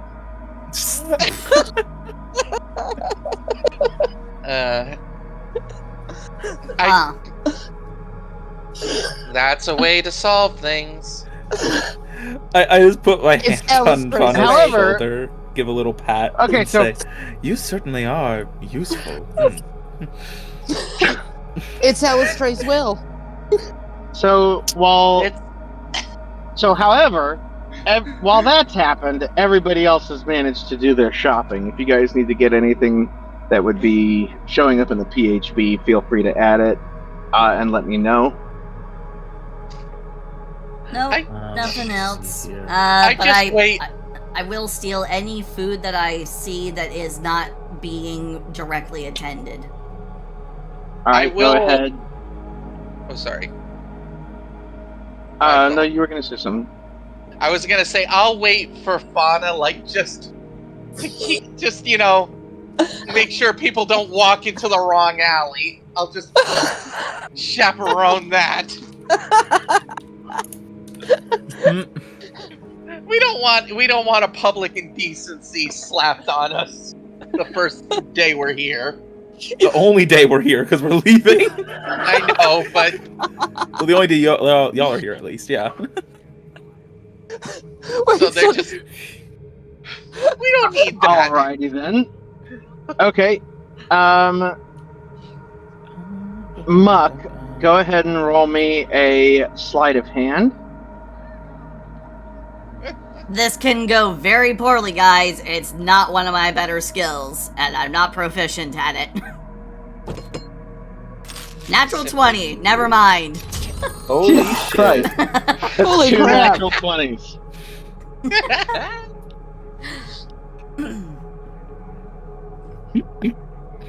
Alright, then go ahead and roll me a d4. Alright, roll a d4. Boop. 2. Alright, you managed to acquire 3 days worth of food. Yeah. I'll just add that. through- I'll just boost up my rations by yeah, pilfering and skullduggery. There we go. And So doing the math for 14 days worth of rations, which would be 7 gold, I believe, if I'm doing this correctly. Could I make it 8 gold to have some just slightly nicer rations? sure. Like better seasoned jerky, that kind of thing, you know? Try to get just the nicer absolutely. version. No. Lovely. Pocket jerky that's been touched by somebody's half-eaten pancake. That's where it's at. That's what you're stealing. Have fun with that. You know that food will spoil, right? He went to Whole Foods, while everyone else went to Walmart. Like, Hey, I gotta keep up the appearance of being some haughty-ass astral elf noble.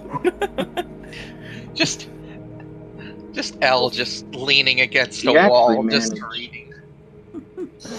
Actually, you know what? We're gonna bump that to 10. And gold for the And- nicer rations? Yes, and it is impeccably seasoned lamnus bread. Mmm. Lovely. I have 5 gold left. It was You worth it. can get a great deal with Fauna. I was about to say. I think I gave those guys my gold and gave them services. I don't think I earned gold. Wait, did I? No, you No, the did point not. was with Yeah, I the gave joke was him that with gold. my 5 gold, I could get a good deal with you. That's what the joke was. Oh yes.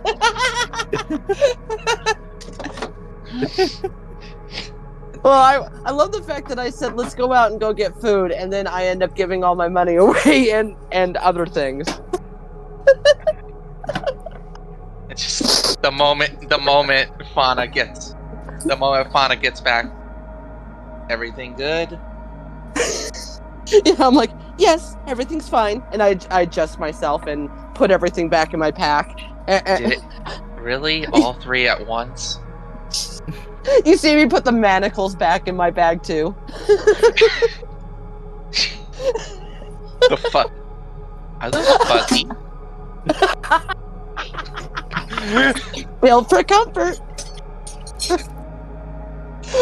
And then I look around and I go, I was supposed to buy food, damn it. No, it's okay. I got the food. You're fine. It's okay. And I Well, go, yay. well, 3 men just got a snack. So Oh my lord. Oh, I'm terrible. I can't. I'm so sorry. I'm playing this character, guys, but I'm No, this is enjoying great. it. It won't let me add more than 10 rations at a time for some reason. Oh, Weird. it's weird about it. Can I edit the amount after properly? Yeah, you can.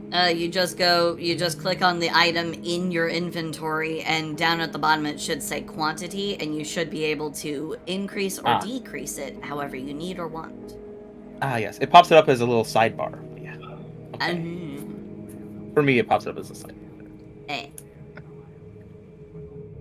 Lovely. So, how many days of food haste does Muck have? 3. Food assemblage in total, I have 14 days. Oh, How whoa. long? Because 14 days. Yeah, because They have 14 days worth of food. However, it will only last 11. Well, the 10 of those days are rations, but I supplemented that with about 4 days worth of various sundry things that may or may not last all 4 days. So, Here's what, just to help Muck out, Elle's gonna say, you do know some of that food might spoil, right? yeah, I know. That's a part of the taste experience. What, you Well, it should never last. you've never had what? You've never had off cheese before? You're missing out, bud. I'm on a liquid diet. But anywho, I just thinking if you could cover up that food well, I could put your food bag in my bag. It shouldn't spoil because there's no oxygen in here. There's oxygen in your bag. Yeah, well, a bag of holding. When a bag of holding closes, there's. Oh, Like- right. Okay, yeah. I forgot you had a bag of holding. That's what I took as my uncommon. I'm fine, actually. I prefer to have food with flavor, but hey, good to know that you only like to drink stuff, and good to know that you don't like taste. I'll make sure whatever I fix you during the trip is bland. You'll never even know you're eating. I promise. You won't even know. I Confidently walks away. I go up to Elle and I slap him on the back and I go, "Don't worry, I can always help you with your liquid diet," and give him a wink and walk off and follow the goblin. They just adjust their tie, and just look at the others. Let's keep going. Oh crap, I forgot I said I'd lay off on the jokes on Elle. I'm sorry. Alrighty. We're gonna take a quick break. It's time. The DM needs to just take a moment to clasp their hand over their hands over their head. Like, what is happening? Yeah, if that's cool, Silky. Or Silsy. Sure, yeah. Does everyone get a snack?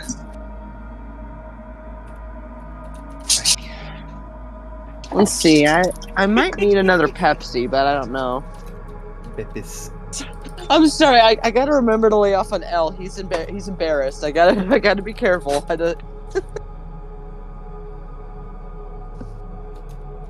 Alright, Silsy, would you mind letting me know when you're I don't know, do you have like a intermission card or anything like that? I don't know anything about I streaming. technically could have one, but I'm probably just gonna go ahead and just engage with my motley crew here. I'll go ahead and mute in the Discord channel so I don't bother you guys. I'm gonna have maple syrup. All right, here we go. Muting. Alright. So, oh boy. So, what are you guys thinking so far? I'm loving it. Oh. I just gotta remember not to be too. Okay, I'll actually deafen as well. Oh boy, having to take a break. Oof. So, I'm enjoying my goblin already. I had no idea what I was gonna be doing for, like, the voice. I still kind of wanted to make her, I kind of wanted to make her a little bit congested. That's kind of my intention, to make her just kind of, almost dopey, congested, warm and wholesome at the same time as being completely oblivious and, like, tactless. But, she's gonna be a cutie pie. She is a cutie pie. And I'm having a grand old time already.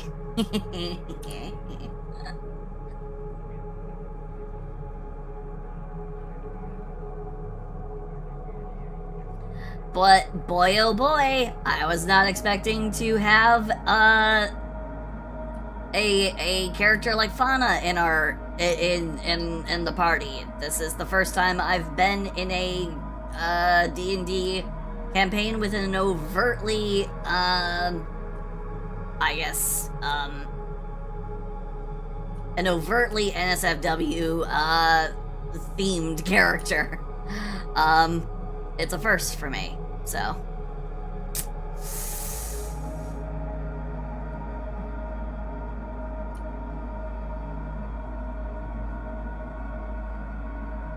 Not that it's a bad thing, it's just I was not expecting it. Oh man.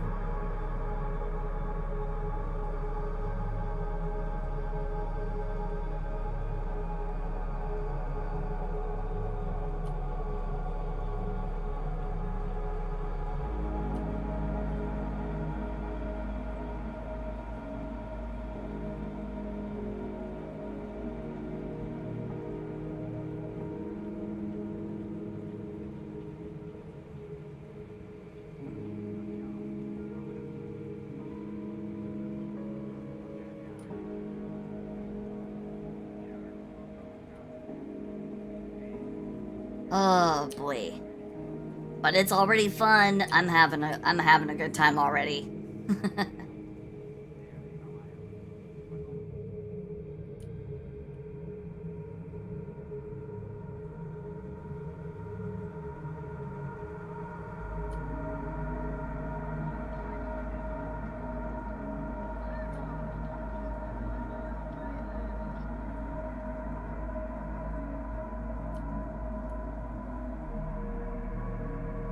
So, yeah. Hopefully we'll be able to keep on having a good old time. Whew. It's good that people are keeping in mind that I don't want to get my channel canceled. I mean, I do lewd art, but you know, overtly just going, yeah, no, I'm gonna go into an alleyway and I'm gonna suck these knobs off. Might have been a little much. Definitely role playing it would have been a piece too far, but oh boy. I imagine that, you know, at least like describing, you know, at least saying what you're doing shouldn't be a problem as much as you know, actually doing the RP of it. I'm sure it'll be fine. I'm sure it'll be fine. It'll be fine. Cheese! Cheese! Hello, hello, hello, hello, hello. And hello, Tyr. Hello, hello. How are you? Nice to see you.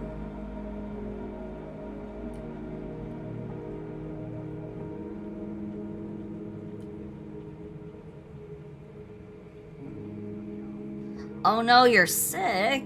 Why did you get sick? Why'd you go and do that? Going and getting yourself sick? That's silly. Why'd you go and do that? Man. Well, I hope you get better. I hope you get feeling better soon.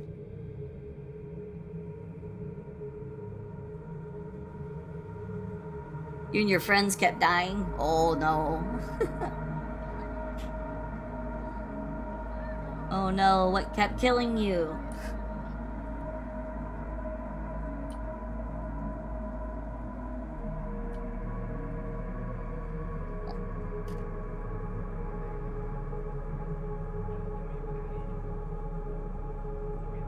Like a python wrapped around your lungs. Did you get the COVID? That better not be the COVID. Player. And I also want to get like sometime this week. I want to get like poses finalized for yours also. But like, I'm just letting both you guys know that I am working on your guys' stuff at the same time. I don't want you to think that I'm like treating one more above the other. Like, it's just I work on multiple things at once because of my ADHD. Same. I do the same. I got a massive soggy echo effect because I had your stream on. Oh, sorry about that. No problem. Soggy echo. I don't know why, but I crave French toast right now. Ooh, that does sound good. Stop talking about it. Now you're making me want it. I found this place that I got delivered at work. I got delivered for lunch that serves breakfast, and they also serve French toast. I'm like, that's good. I love me some French toast. Wait, it's Torin I'm doing the work for. Is Torin in the game? I saw that's Mask, right? Yeah, that's Mask. That's Mask. Okay, it's just because there's different. I was confused because of the different names on the private Discord for the art and this one. And of course, Silsey drawing the weakness I have that I mentioned earlier. Absolute territory. Absolute territory. I am back and I am in pain. I stubbed my toe. Oh, Oh, you missed everything I said. No, I did not. Oh, no, I did not. I have wireless headphones. I had them on while I was getting my drink. Oh, okay. So, are you okay with me working on 2 comms at once, or is that Of course, not that is cool? completely Okay. understandable. Okay. I always assumed that such would be the case if you had other comms at the same time. Okay. Yeah, because Yeah. there's some people like I've noticed some people like I've noticed some people get upset when they find out like the artist is working on more than one at a time. It's like an artist can work on 2. But I've seen some people get like a little upset, or they feel like theirs is being ignored, and I don't want anyone to feel like they're being ignored. Well, you're so good with the work in progress updates that I don't see how anyone could ever think that it was a case of it being ignored anyway. So Okay. Also, Yeah, you're better than I am. I work on, oh god, how many do I have right now? I've got, oh god, I have a large number of commissions. The paid ones, I have 1, 2, 3, 4, 5 paid commissions right now. Oh wow. And unpaid commissions, I have another 5. So once I finish the rough drafts on the unpaid ones, that's when those ones will come in. But so you've done 20 different like image updates on the work so far. Like you're definitely good. Okay. I just checked. Hey, Silsey? Yeah, How are you liking the campaign so far? Or the session? I'm having a fucking blast. All right, awesome. Again, Okay. I was still confused on you know, for me personally, I was just having a bit of a time deciding what voice I was going to use for Muck. I wanted to do something more like, you know, kind of congested almost, but I don't think it quite came through because she has been busy eating. Yeah, it came more mouthful than congested. Yeah, she's had more food in her mouth because she's big on tastes. She's big on flavors. You know what? Are If we you off like- the stream real fast? Wait. We're still technically on stream. All right. But you can no. go ahead and say it. Go ahead. It's fine. Don't worry about it. My chat knows. My chat knows. We have the unspoken agreement.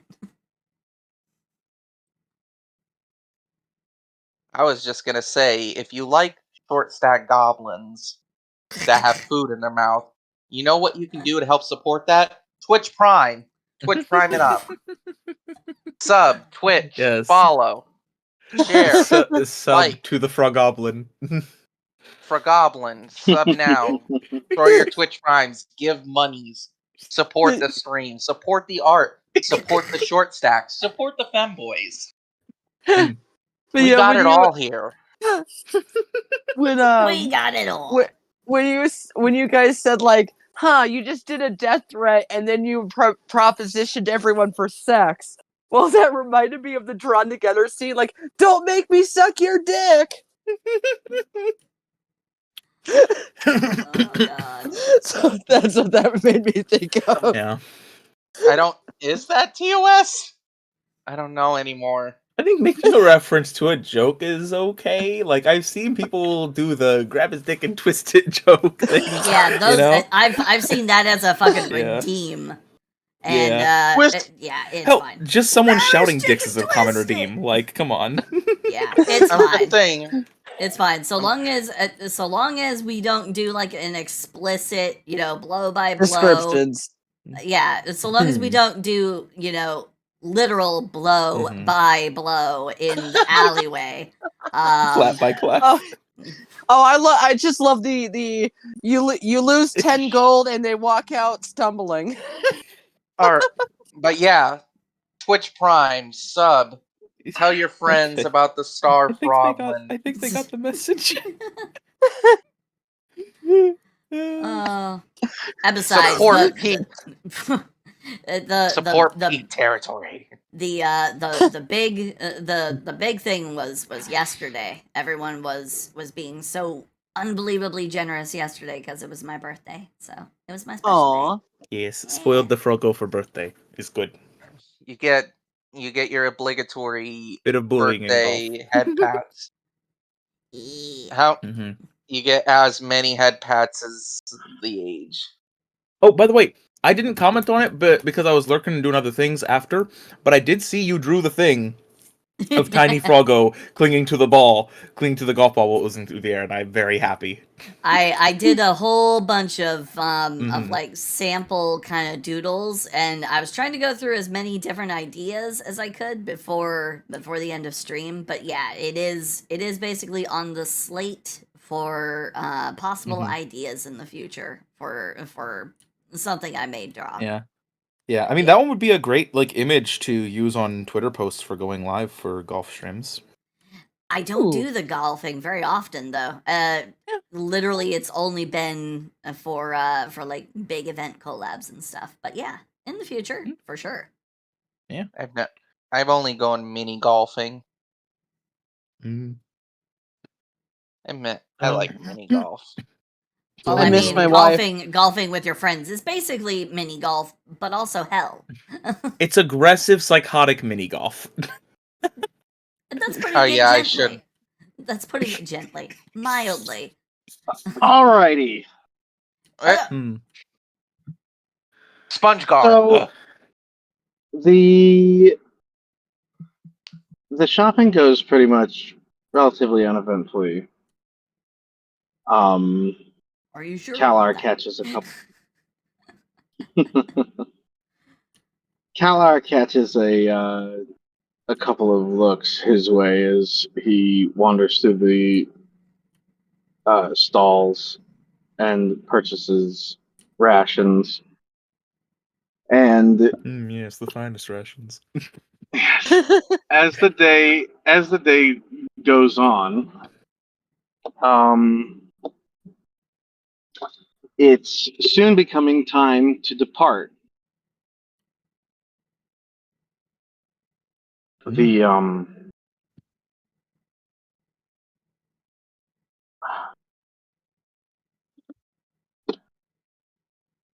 The party making its way to the docks would see a spelljamming vessel hooked up to the port. A medium-sized two-mast clipper ship of rather, let's call it alien construction. Not like the organic look of of an illithid nautiloid, Thank fuck. but this one more of an arcane punk sort of appearance. Emblazoned on the side in lacquered wood is the name of the ship, the Anjaris. The art I found for it is in art and artwork. Yeah, is the captain a half gift? 'Cause I saw that art and I was like, well, the nose looks not like Voldemorty like gifts normally do. He who must not be She's named cute. is a your captain. Let's take a look. See here. What are we looking at here? She's cute. At Right? the end of the gangplank from the ship to land stands Marcus Varen.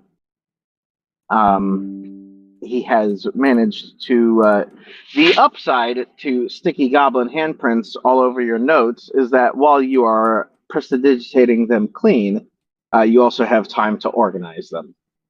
So he has spent the better part of the last few hours getting his notes in order, and it looks much better kept than when you guys first met him. Luck He actually is helped. speaking. He is speaking to a woman with verdant skin and spots along the bridge of her nose that travel to her cheekbones and across her brow.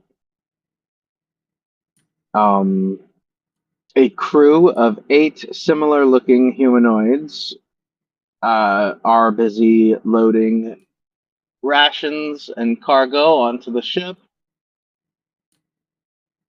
as well as checking weaponry and making sure that the ship itself is in good order. She crosses her arms as you all approach, giving you each a once-over glance. So, this must be your motley crew, as it were, Marcus. Yes, yes. These are my associates. They will be chaperoning this expedition. Good. Gift willing it, we will make it to the monastery in about a week and a half or so.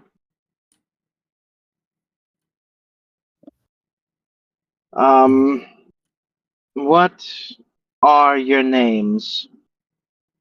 She asks, snapping her fingers as one of her crew members comes down with a ledger for her to write in, taking it from his hands and sending him back up to the ship to resume helping. Keller steps forward and gives an elegant bow. Keller Timewind. A pleasure to make your acquaintance. I am Vari Neiman, captain of the Anjaris. And a fine ship she is, Captain. Yes, thank you. I know it's nothing like the ostentatious nonsense you astral elves like to fly around in. But she is a good ship. I can appreciate the beauty of simplicity. And the rest of you? I do a little curtsy. Fana Leisho. Sometimes notes taker boy, sometimes wizard, but always professional consort. And do a little I bow and see. a little twirl.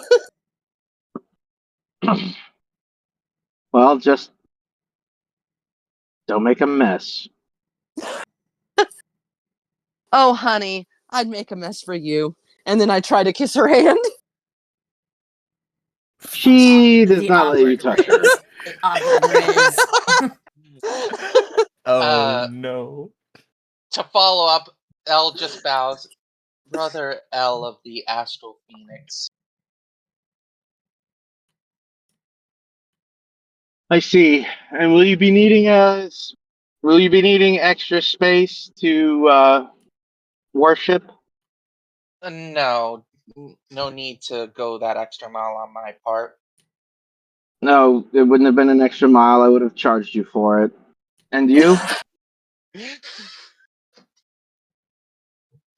What? She's looking at Muck. What?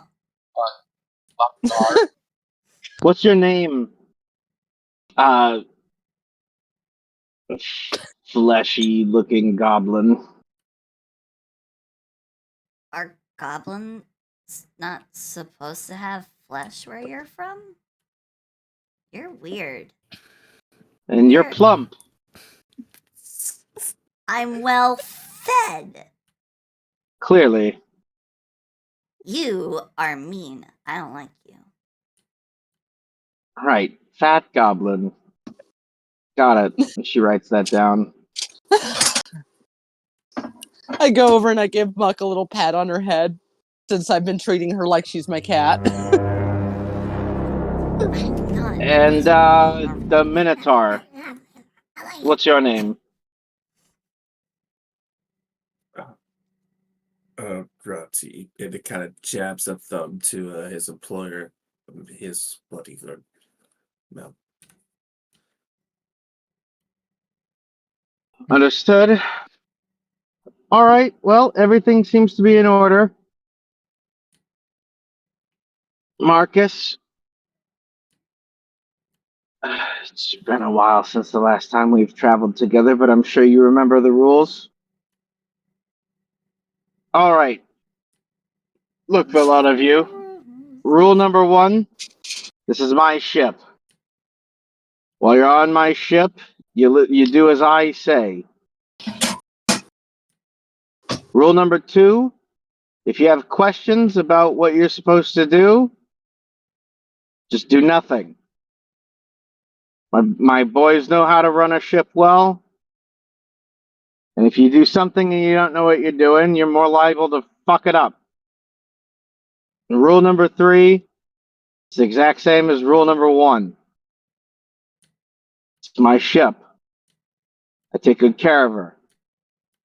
We take good care of her, and she takes care of us. We disembark in 20. But it's, Any questions? but it's a boat. How does it take care of anybody? It's a metaphor, dear. But it's a boat. It's a magic boat. There are no But questions.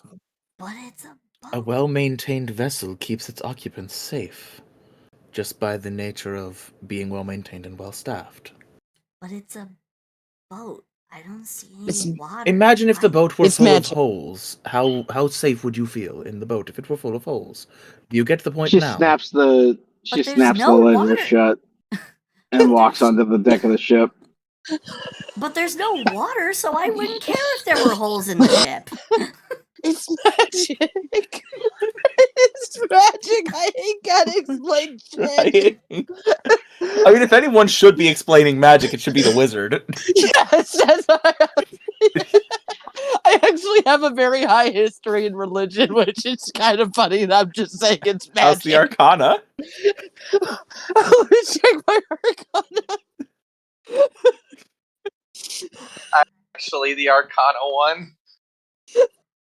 I got a higher Arcana than a wizard.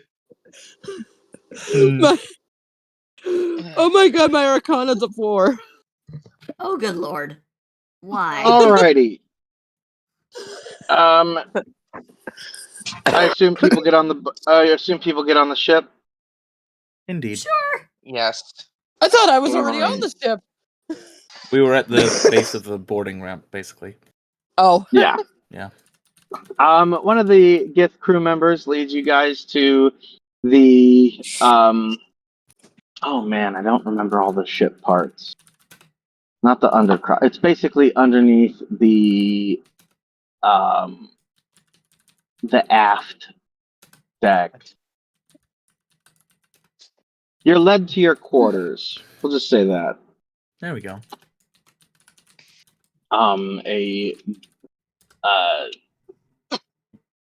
A number of hammocks have been hung up for you guys. You will be lodging separately from the rest of the crew. And the inside of the ship is much more intricate and futuristic looking than the outside of the ship. It seems more like the wooden hull is almost like a dressing for a frame hewn out of what can only be described as a massive piece of crystal. Ooh. Ah. How marvelous. Lines of copper branch off of the crystal in a and line the sides of it in a an almost circuit board like pattern, so a lot of angular lines, and the copper lines coming off of it seem to be going to all of the lights inside, as well as the like the deck of the ship itself.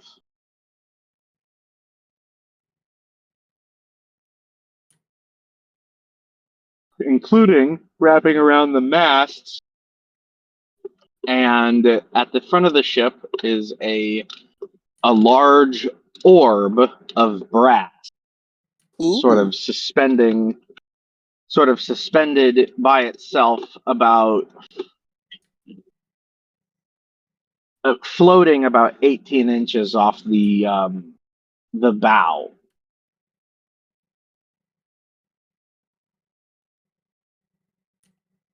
The as you guys wander about the ship and get familiar with its layout,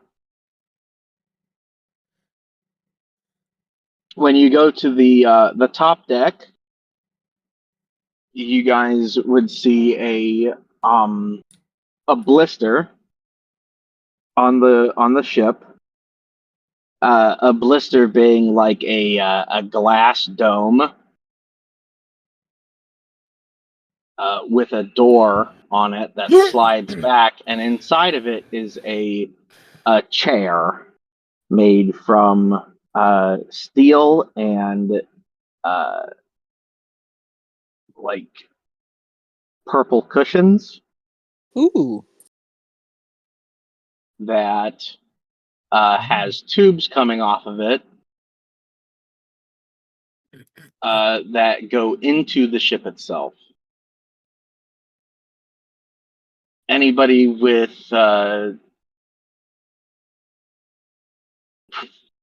so Fauna, L, and Kalar,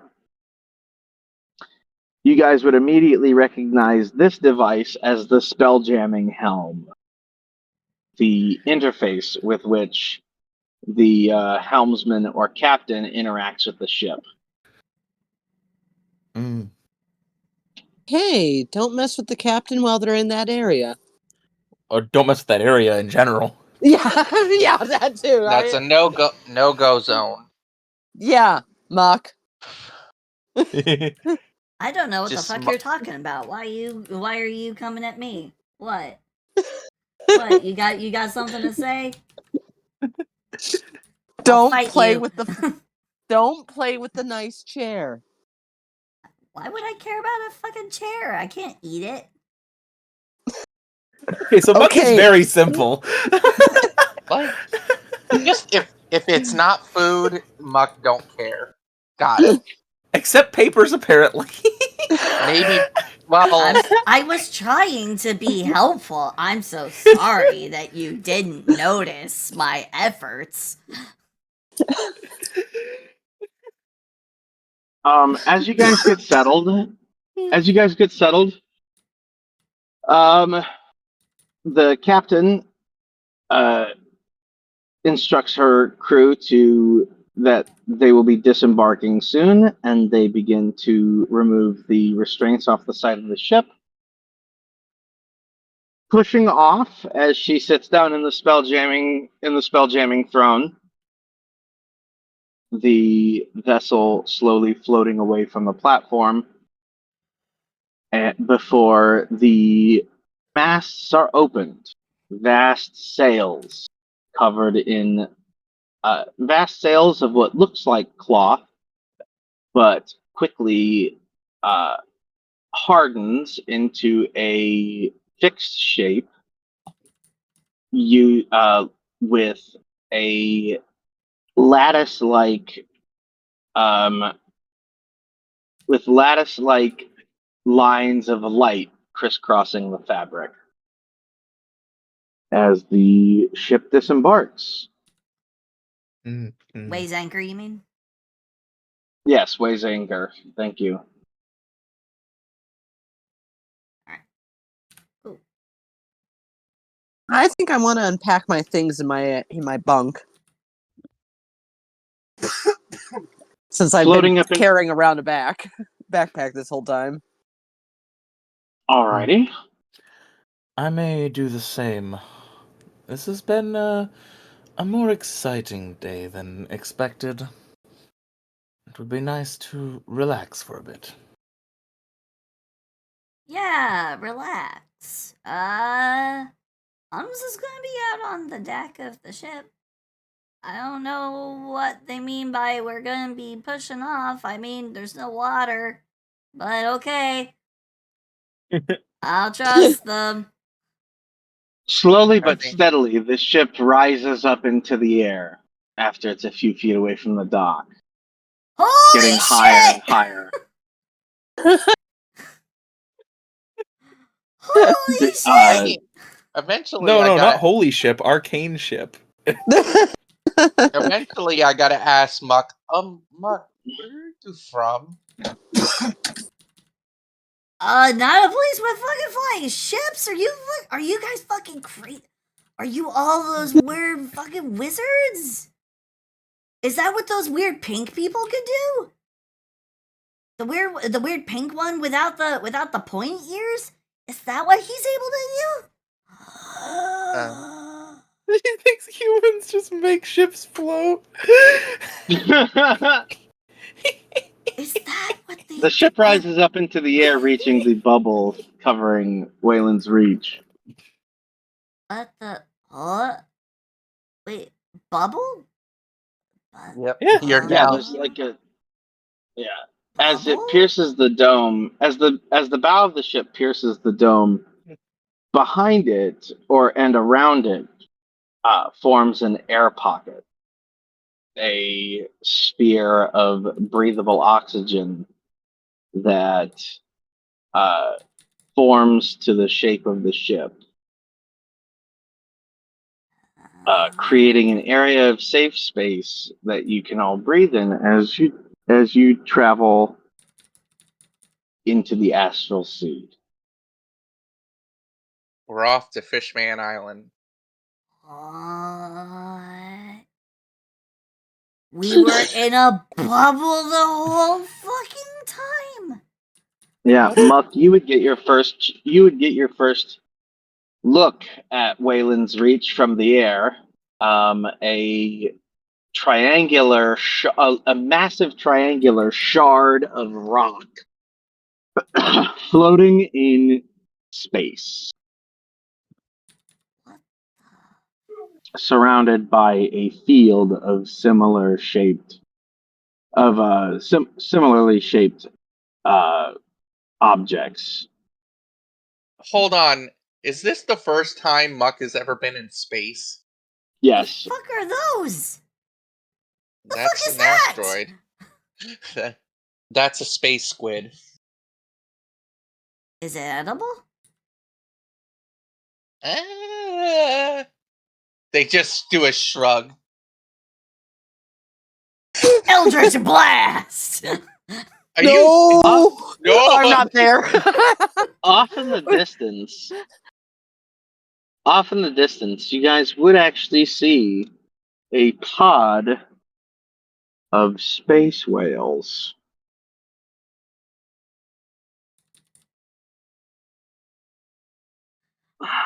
Looking for the Part art. of me Kindori. is wondering just how bad I might make this. Oh, Just- God. Ella's just Oh, God. questioning where the hell did this goblin come from? Because they're just trying to wait. How did they get here? Space whale. There's 3 of them. A mom, two adults, and 1 calf. How Does she at least know what a whale is? no? How cookable do they look? Good luck. They're probably all bigger than the ship. Yeah, they're big enough to Choose have- your battles. She'll just kind of look at them, kind of eyeing them, sizing them up. Like, I'll come back for you some other time. Just does the eye thing, points at her eyes, then at the whale's 3 eyes. I'll be Yes. back. Some people have a suplex a dragon story. Muck will That's- have a fried a giant whale story. Just Muck's true end game once they hit level whatever. Hunt down the space whale.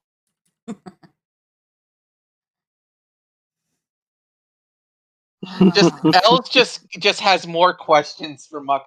Like, have you ever been in the astral sea? The what? They just know what's his name or the guy who hired us again. I keep forgetting. Marcus? They just asked Marcus, "Where did you find this goblin?" Under the table? Why? The wait, the one we were just at? Yeah, I thought you meant when you hired her. I thought you meant you knew beforehand. well, she was at the table. She answered the ad. So many questions. That cue the gif of the math equation woman. Oh my Just- god. Just like Why? Do you think she's not qualified? I look at Well, Muck she's with when he us says now. that. Holy look at shit! Muck. What is that? Is that a pig with fins? What the fuck? I think by this time my character's probably like already they're like packing their stuff in their bunk, making it all nice and neat, and like putting candles around the area and decorating it. While Muck is just screaming about space whales. Is it like separate rooms or is it like a shared bunk area? I think it's a shared bunk It's a area. shared from a lot bunk of area. Yeah. Okay. So that means I'm putting my horse stuff everywhere. If there is a bunk that can make it so that Muck will not be able to claim one next to me, like if if Anna's like at a bunk that's like near the end but not, like I will take one where then Muck cannot claim one next to me because I do not want my fancy things getting dirty. Okay. Fancy. Whatever So bunk is like, Fana will use a buffer. whatever bunk is like closest to the door is the one Roddy will take. They'll just take whatever is available. Sounds good. And while Fana's unpacking things, yeah, I'm gonna do the same. Laying things out very nice and classy, and occasionally glancing over and mouthing like a slow "what the fuck" as some odd things are placed out at the next bunk. Of the manacles. Yeah. Yeah. I take the manacles out. You guys feel the ship lurch slightly. Sort of like when you're in a plane that's taking off. Oh fuck! I'd go flying. I would not. Can I try to catch keep them from experience with this? Sure. Well, it'd be like a. Go ahead and make an athletics check. Oh god, athletics! Oh no. Good luck. Oh It's boy. okay.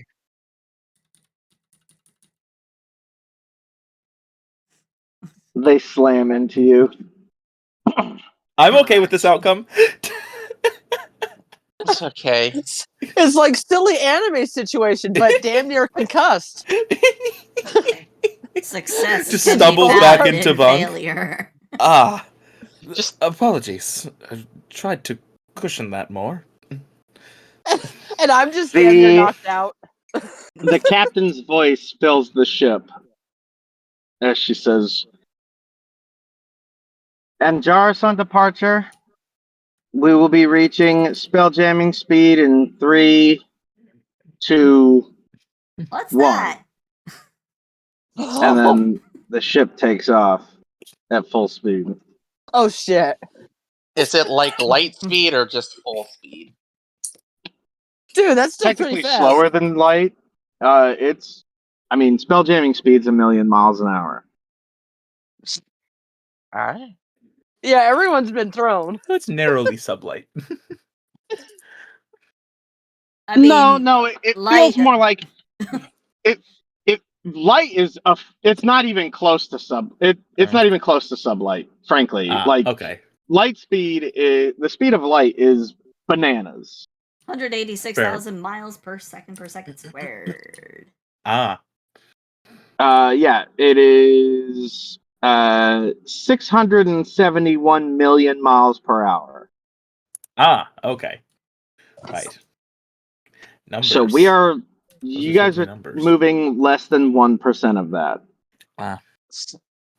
Still, being even a fraction of a percent of light speed is impressive. Right. However, with the ship's magic, it only feels like when not an airplane, but like a bus. Like if you were standing on a bus and then you were given warning that it was going to move. Oh, I definitely get thrown. I don't mean, know why, but I've been already thrown fallen pretty hard. You've already fallen into me, and we're sitting on the bunk. Yeah. I'm sitting on the bunk, and you're just like laying on me. You guys just kind of slide. You guys slide comically slowly across the ground as the ship begins to move. Oh god. Al's just standing. Everybody else standing, just watching you just slide across the screen. Grab something. The goblin is watching the like warping of space as the ship is flying along, and she's like having that moment from 2001: Space Odyssey, where she the transcendence, the like rainbow geometry shapes, and like the psychedelic fuckery. She's just going. Oh! Actually, yeah, sorry to interject. Selfie, Muck has felt herself travel much faster than this. But it's the colors. Due It's to a different the- experience. It's slightly different because that time doesn't count. Okay, she was tripping, but Well, yes, she I was high. tripping. Yeah, I was high. It can't count. You get a very familiar feeling though. Whereas the first time you had this feeling take hold of you was on your vision. Ribbit, motherfucker, I'm a goddamn frog. It felt like a hand grabbed thank you for the raid. grabbed Thank you by Kitty's the Corner. chest Thank you. and pulled you across doing an art. unknown vastness of space in the blink of an eye. Wait, Muck got dragged between dimensions by the titty? No, That's what I it's absorbed. more of like a ephemeral grabbing by the chest. Like, okay. I was gone for a second. I just hear grabbed cosmically by the titty. What the? basically, yeah. Anywho, I'm just watching Muck's reactions. Al is just like, is the equivalent of a. Is this a case of like a primitive first experiencing space flight? Where they just have so many questions. Don't be racist. Come on. Wait, hold on. Hold on. You're one to talk. Well, if you knew where she was from, it would make sense. But for legal reasons, we cannot mention it.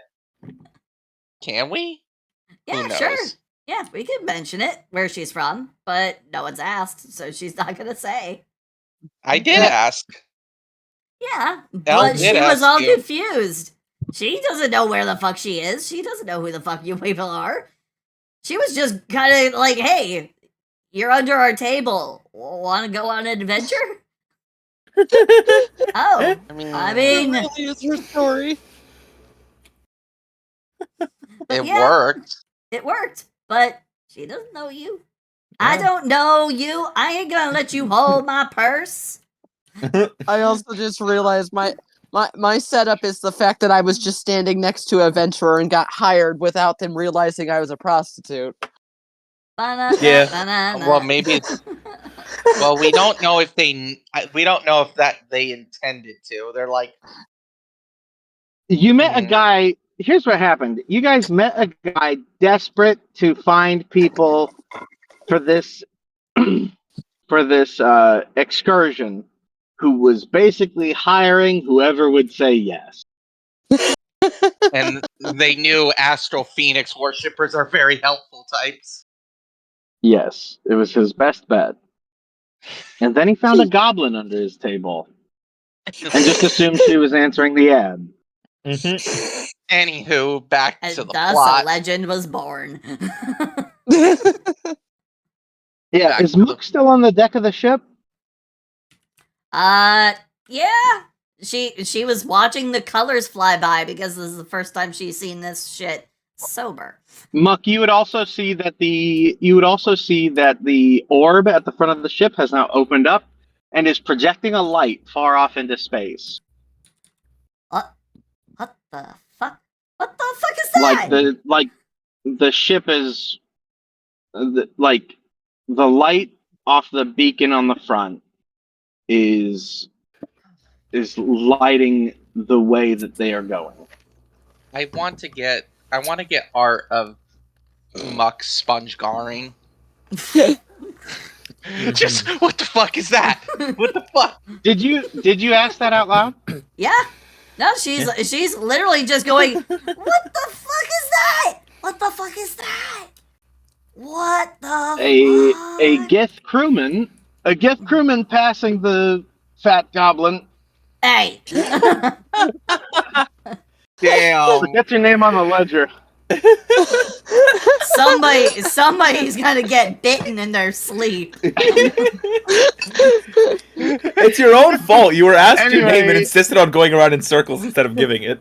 A Gith crew member stops as she asks that and says, "It's the light of Zarath.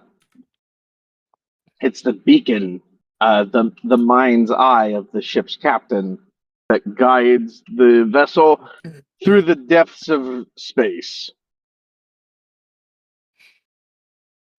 Nice. Big Wait, words. yeah, I just hear this as I'm passed out on top. Oh, sorry. So, pretend for a moment that I don't know what that means. What? Okay, he says, setting down the barrel that he's holding.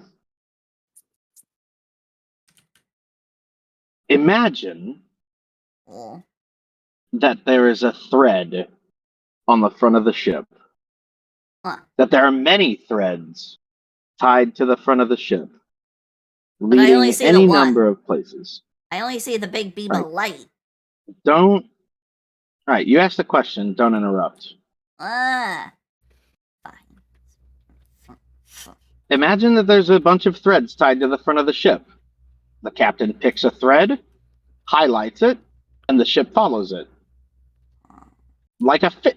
Oh, have you ever been fishing? I've heard that many planet dwellers consider it a popular hobby. Of course I've been fishing. Of course I know how to Okay. fish. We are the fish on the end of a line. What's a line? What do you mean fish with what? A line? I thought we were talking about... How do you fish? You're weird. I've never been fishing. It's just what I've heard from humans. That's really Oh god, weird. mentioning humans to the goblin. Imagine I got it. Imagine we're a fish and we just got speared and we're being pulled out of the water towards the fisher. But why would you waste a How about perfectly that? good spear?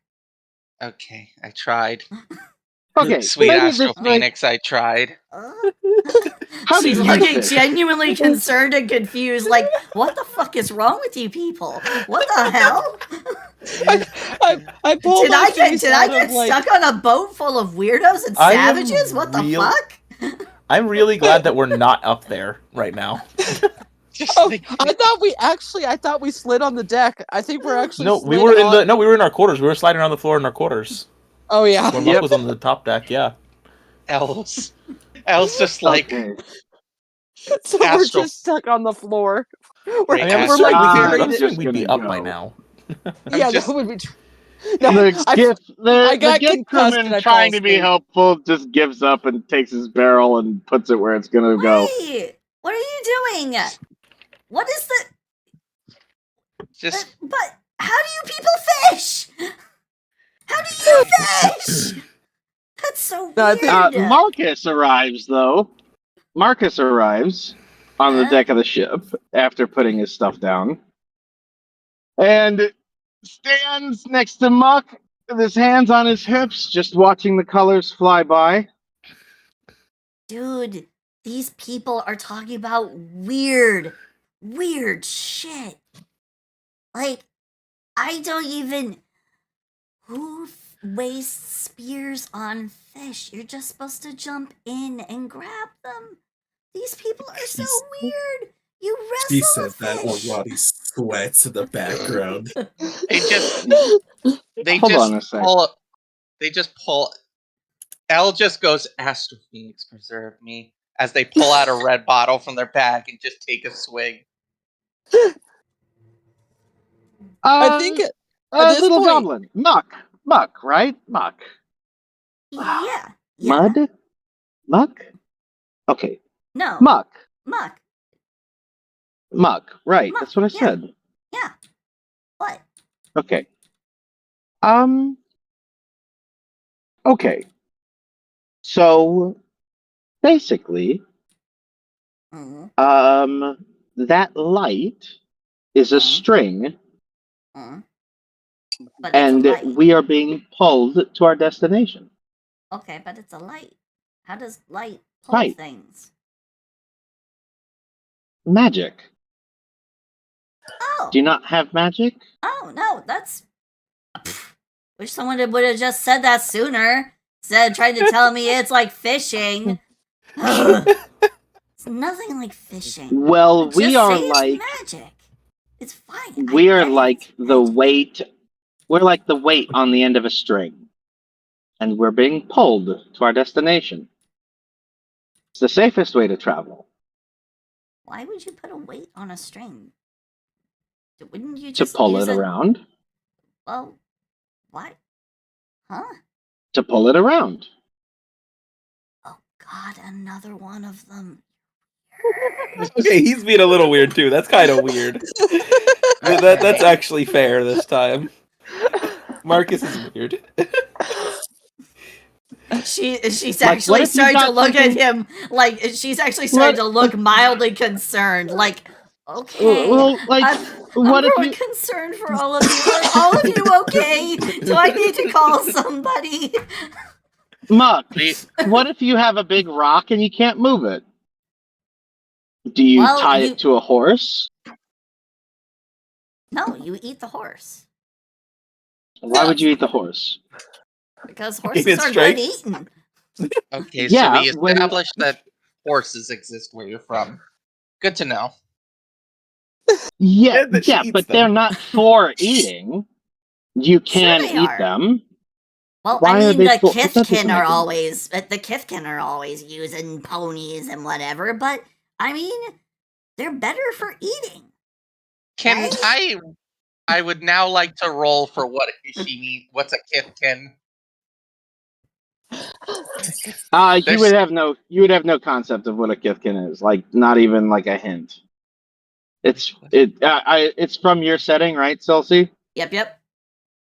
Yeah, so it's a complete, like, to you it's a completely made up word. I have no idea what she's saying. Still looking at Okay, everyone so very concerned. Marcus tries to barter with the goblin. Okay, so these Kithkin, have you seen them pull things with their horses? I mean, yeah, but usually while I'm just trying to take their goats. But yeah, Okay, so we're like the thing being pulled by a horse. the weird pointy thing that digs up the dirt. Sure. Looks to the back of the ship and is like, "Are we pooping?" I was gonna say, have we emerged out by this point? Because I think They just- either we've fallen asleep or something has happened in this entire time. I was gonna say I I have a thing for in the meantime. Well, after we I don't get think we're pooping. After getting things settled in the quarters, Kylar would start just casually casting origami things to just for fun and to check things. Um, Okay. so let's see. I would have a samurai, a dog, and a flower, just kind of chilling right now because those are fun ones to do while you're in a moving vehicle. I think the dog is just kind of a general awareness thing, but the flower and the samurai are interesting. While spell jamming, it's like, well, where's the nearest counselor fort for the samurai to point at? Is it day or night for the flower? These are interesting things to observe. This is So at this point, I think I've gotten up. All my things are put away, and I get up to start hearing Muck, or I'm starting to go up towards where Muck is. just L just standing there with a drink of red, and they're just like, Astral preserve me. I'll put my origamis on my shoulder and go up to the deck too. Now, just to Just- reiterate, the guy who's trying to explain this to me, he's human. Yes. Yeah, no, she's looking very concerned now. She's like, now she does not believe that this could possibly be the person responsible for making ships fly because he's talking complete nonsense. What the hell? So what do you actually do? And she's giving off that vibe. Like, what the fuck do you actually do? You're clearly not the brains here. What the hell? No, I'm a traveler just like Oh no, you. I'm she's not traveling. saying it aloud, but she's giving off that Oh. like nonverbal vibe of like, what the fuck do you even do? What the hell? You're crazy.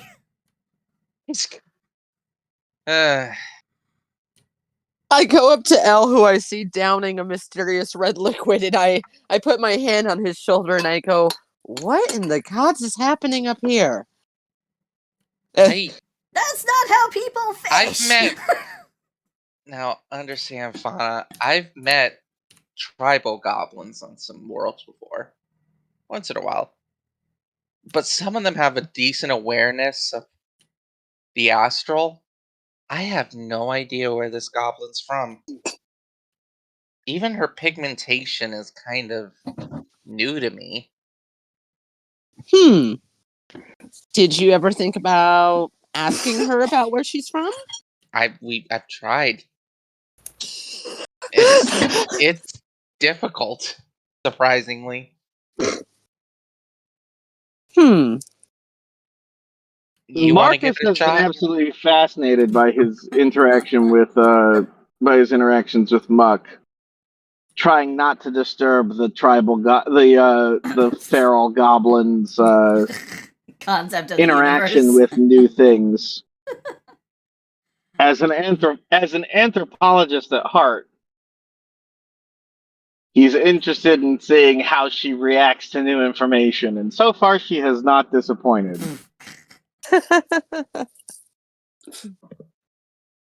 She is still growing more and more concerned about this person who might very well legitimately be sick in the head, and she's like, it pats him on the hand and goes, "Do you need some leeches? I can grab some if you need them. We can make you better." Leeches for what? What do you use leeches for? Well, to suck out all the bad humors in the body, all the icky stuff that makes you sick. He pulls out a notepad and starts writing things down. I don't think I have any imbalanced humors.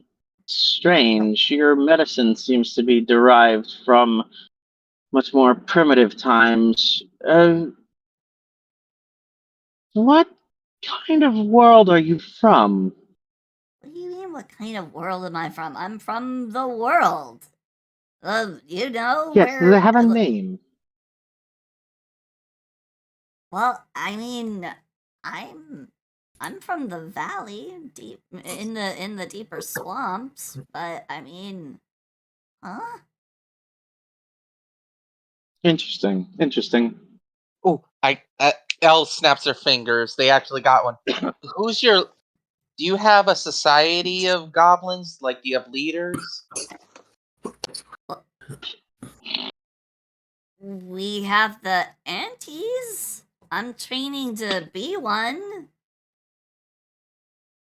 You're They're trying to weird. rack their brain to think of a matriarchal tribal goblin society. Just one they might have heard of that's matriarchal. And what does the aunties do?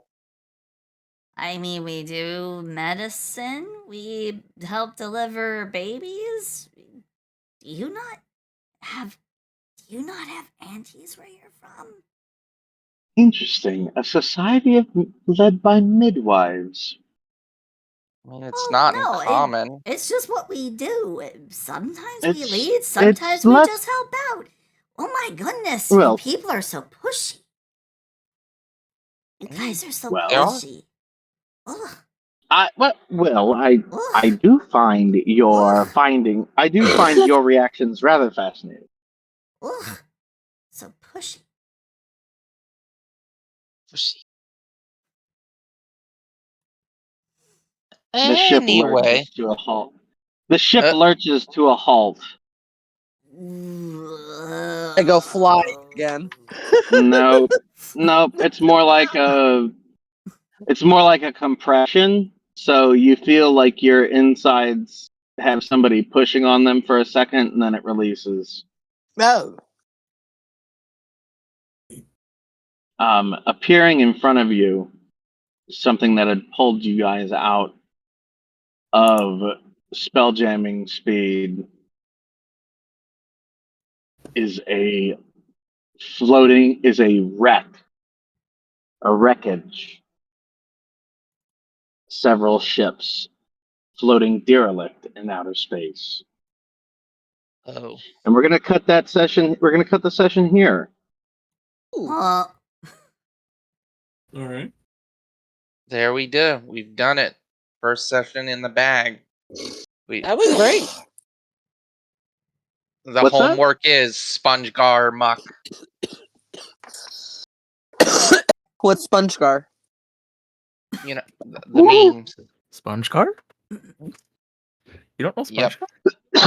No, I don't know what SpongeGar is. It sounds like a SpongeBob thing. Is it? Same. I don't know what it is. It's a SpongeBob thing, yeah. Oh, Yeah. okay. It's memes. Mhm. So I Caveman had some, SpongeBob. Oh, I had fun. Good. Those good times. This was delightful. I'm glad. I hope everybody had a good time. I was initially nervous about how to handle the beginning of this. First sessions are always a little rocky for me, but we'll pick up once our characters get to know each other a bit better.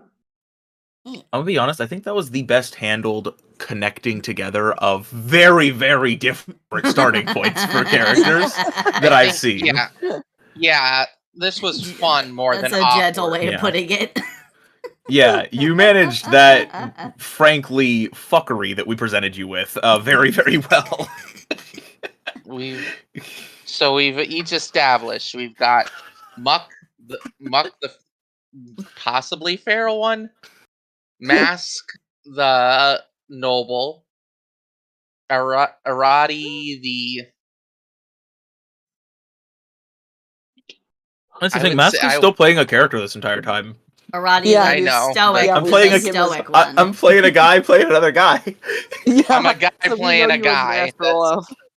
His has presence. Mm-hmm. Or I'm I the could just dude say what I playing the said dude before. disguised as another dude. Twunk. Hashtag. I'm playing the nerd, the femboy, because Yep. we already got a nerd in Mm-hmm. our quest giver. And then Fauna is The horny one. A lot. Yeah, now 20. A lot. No, Mr. Fauna is Mr. $20 is $20. Fauna is the... What is the one that needs the bug? Fauna is a lot. Is that good or bad? I mean, I think a whole lot of cake is pretty good, but I mean, Only time will tell, I believe. there is another end of the spectrum she could have gone to, and it could have been closer to my end, which I think everybody can agree there can be No. only one like Muck. So Yeah. agreed. Let's just settle this for now. Who has the best rear, Muck or Fauna? Go. Fauna. Muck. Fauna works at it. Yeah, they work hard. Muck is I just know. naturally curvaceous. She was born blessed. Yeah. You've got the have you- natural talents. I got to dance for it.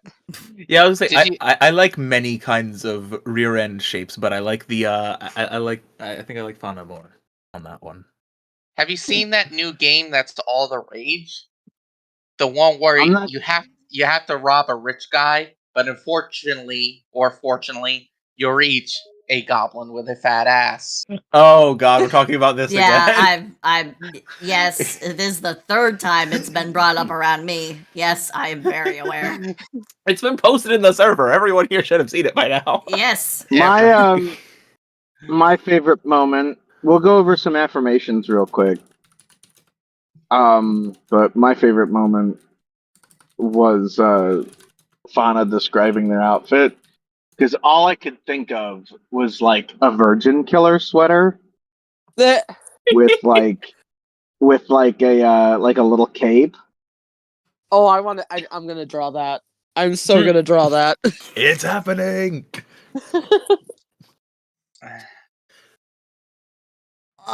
No, I love the fact that I see a guy in trouble. Let me have sex with you. And then there was And I see a guy who's not only that, I but tried you to give them a life did like lesson. literally the worst. You are literally the worst prostitute because you paid someone else. You paid someone else basically for permission to suck them off in an alley. let's And you be even real, did kinky cuffing shit. there was also the part with, oh, you're a rich nobleman? Let me just get in your arms. Which, by the way, was completely accepted. Just like And yes. Mask fully knows what that was, but doesn't care. Like, well, hey, free hottie for me. Yeah, free arm candy. Fuck it.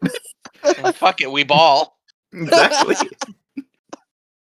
Also, I literally listed that as I can't resist a pretty face as one of the flaws for my character. Yeah, my bodyguard services are to protect you from threats. That's what you did on your own. Yeah. Also, fun note: the can't resist a pretty face thing is a double meaning on that one. Oh. Oh, okay. Double Nice. entendre. Got it. Mask will steal pretty faces that he finds. Yep. Yep. Now, That's why all of Alright. his forms will be very attractive for their species. I think all in all, I think this was a good session. Everyone had fun. We gelled. We balled. Oh yeah. I got to say Twitch Prime some more. I'll say it again. Twitch Prime, everyone. Twitch Prime.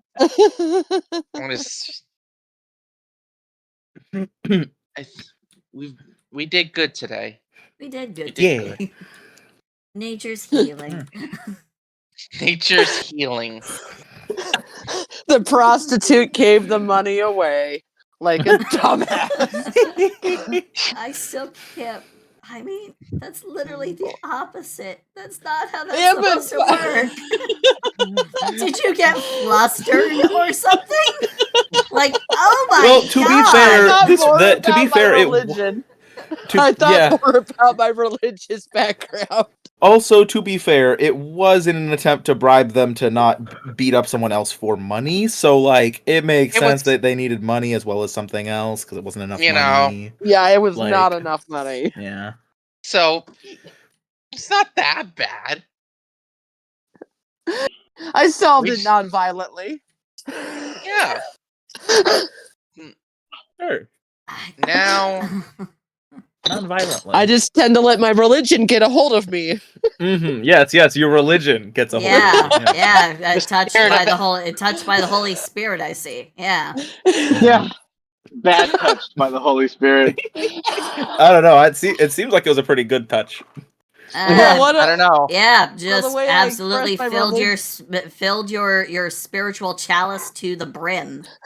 Well, one of the ways I express myself religiously is dancing naked in the moonlight with a sword. True. Yep.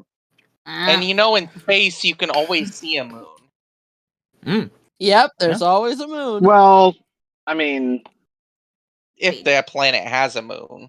I mean, I think the best view of a moon is in the bunk next to mine, but Hey, you know what? It's all it is 5 gold away. you have yet to actually know which bunk the goblin is gonna take, so be careful.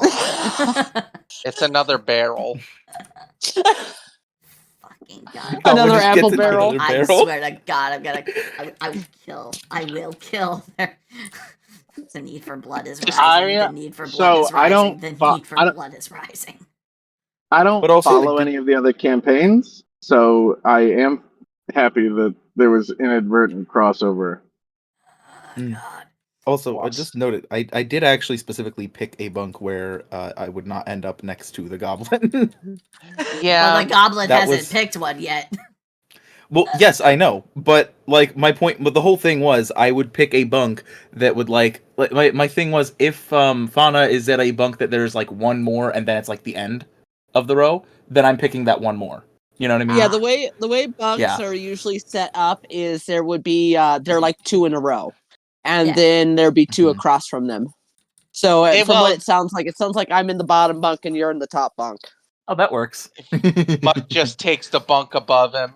Well, it's not next to you and starts eating and it's dripping down. Well, no, on that's him. what we just apparently have discovered is that I'm in the top bunk, which is appropriate.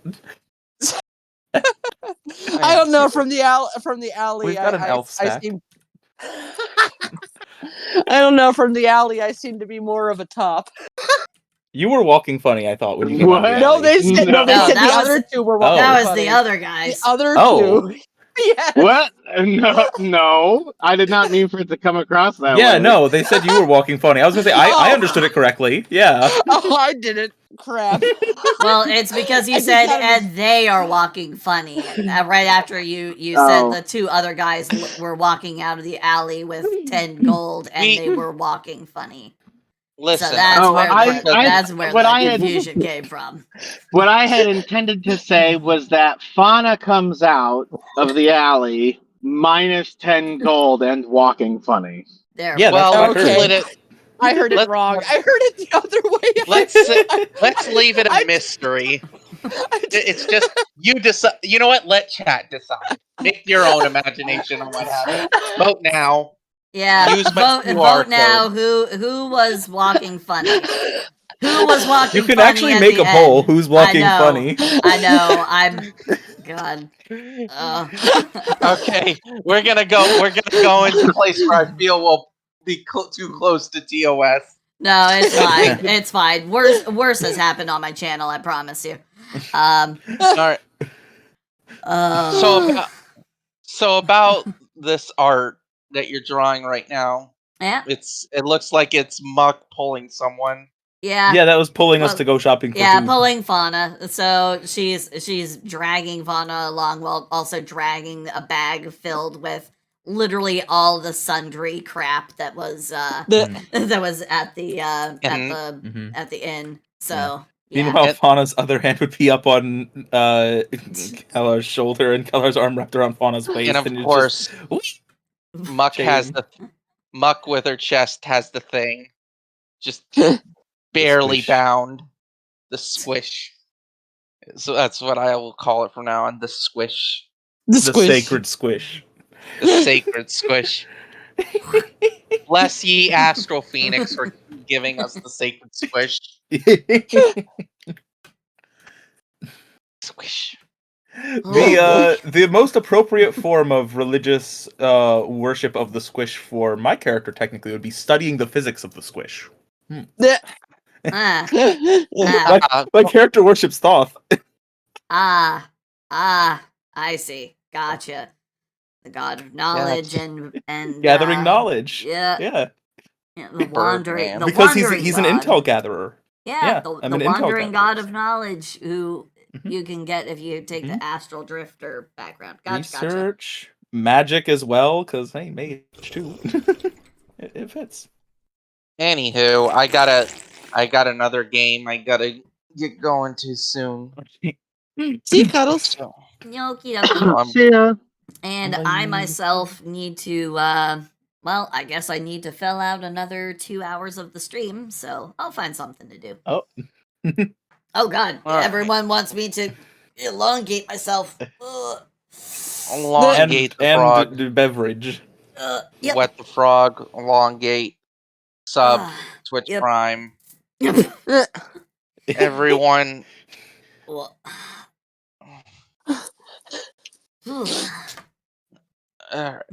I'm stretching too. Oh my. Okay, I'm gonna get going, guys. I'm gonna go to bed tonight. Or go to bed tonight. I mean, go to bed right now. Go to bed Have a good tonight. night. Does that imply Well, you you're haven't not been wrong. sleeping? You're Do I not need to wrong. make you sleep more often? No, you don't need to make me sleep Okay. more often. All right. See y'all Okay. later. But I do wake up at like 4 a.m. and I start sketching. Oh my god. I know Yeah. the feel. All right. You all have a good one. everybody. Good night, everyone. I'm down to hang out still, so if you want to do something. Yeah, is that cool if I hang out? Yeah, Yeah, what you want to I'm- do is you're streaming. I was going to continue on with artwork. I don't talk so much when I start doing the artwork. I often get into focus mode and become much harder to communicate with. Understandable. But yeah, I definitely look forward to the next session. I will absolutely. If we don't go, super duper late next time, yeah, I'll find something Yes. that we can do afterward. So yeah. Okay. Sorry, I had passed out for a nap while watching the video, and I woke up. Jeez. Oh, it's all good. well- It's all good. Don't worry about it. Good. Yeah. But have a good night, everybody. Night night. Good night. Night Catch still. you later. Okay, everybody. Ooh. Oh. That was so freaking fun. I had so much fun doing that.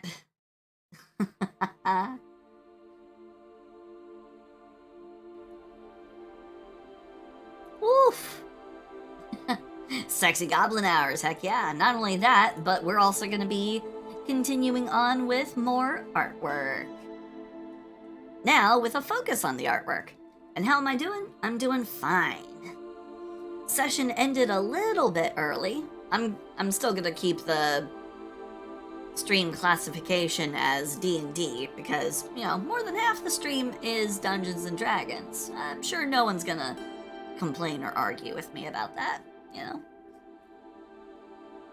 So, instead, we're just gonna kind of go over what happened in a visual storytelling fashion.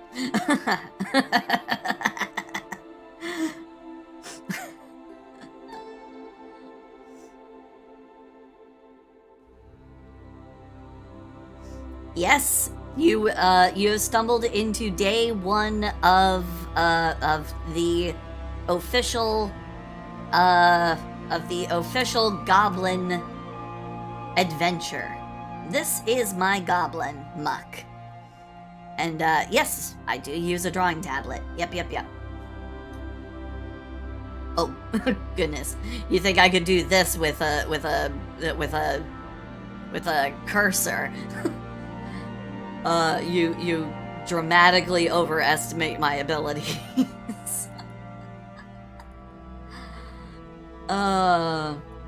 Do you think I could do something like this with, You think I could do something like this with a cursor. I wish. Won't keep that up on the screen for too long because I don't want to get in trouble, but yeah, this is the first day of a Spelljammer campaign. Or at least it's starting out as a Spelljammer campaign, kinda sorta. And then it's gonna move into weird cosmic, eldritch horror. So yeah.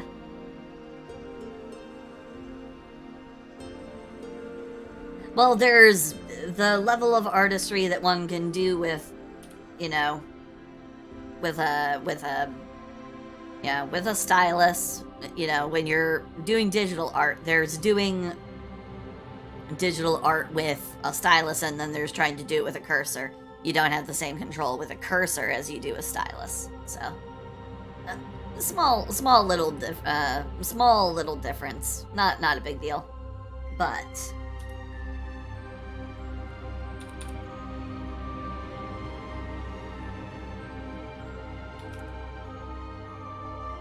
let's see, what would be another good piece to do of her that isn't necessarily something that isn't necessarily from the session, just more miscellaneous muck art. Aw, thank you, Madeline. I'm just saying, you know, the difference between the different uses of the tool. Like, here we go. Here's me using here's me using my mouse.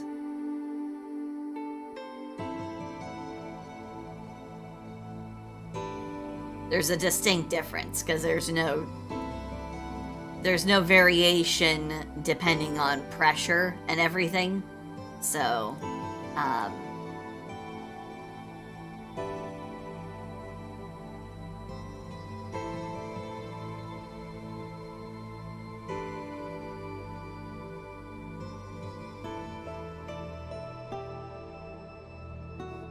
yeah, that's no good. Now, mind you, Muck is a warlock, so she doesn't really have much in the way of healing spells. In fact, everyone was able to see her spell list for a little bit, because I had that up. Give me a second here.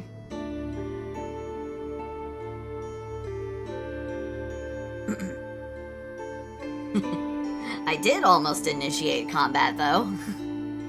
We were this close to having to actually roll initiative, because I would have blasted a dude.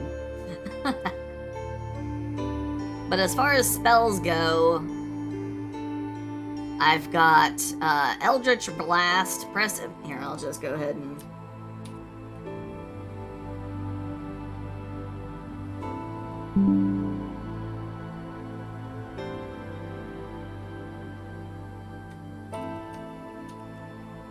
Yeah, as far as spells go, this is what she's got, because we're only level 3. So.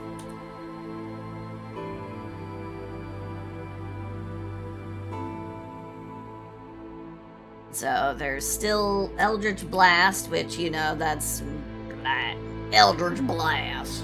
Pew!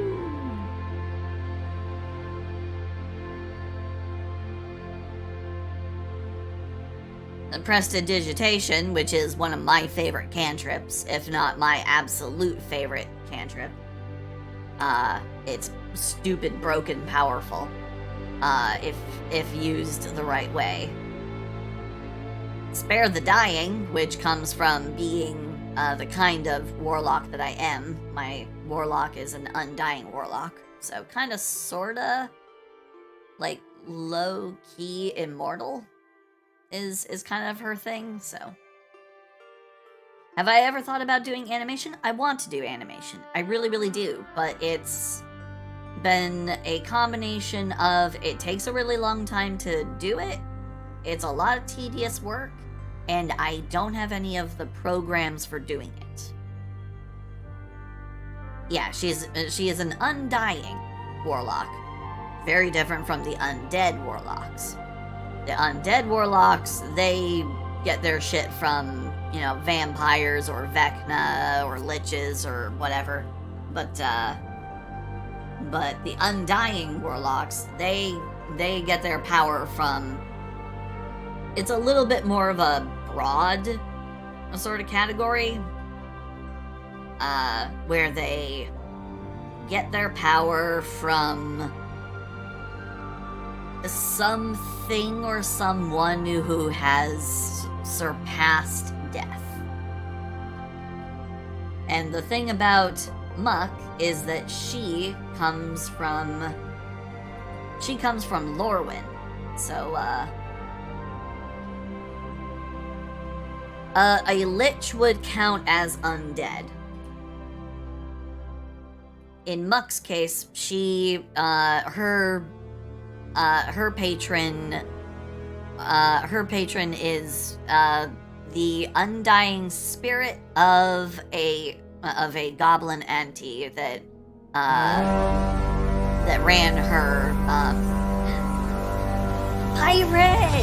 Pirate, hello!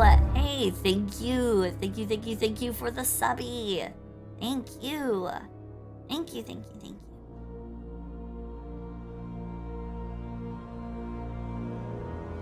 Yeah, the undead is the rewrite of the undying. I like the undying because it does not imply that your character has to necessarily be undead in nature.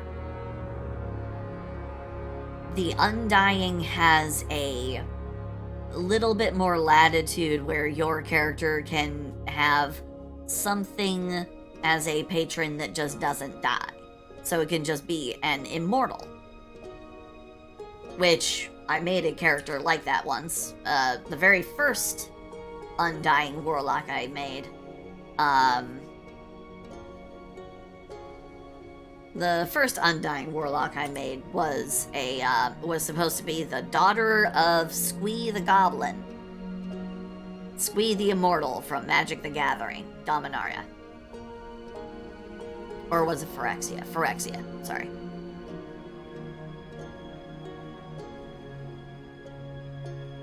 Actually, no, I think that was the Dominaria block, and Phyrexia was just a place in it.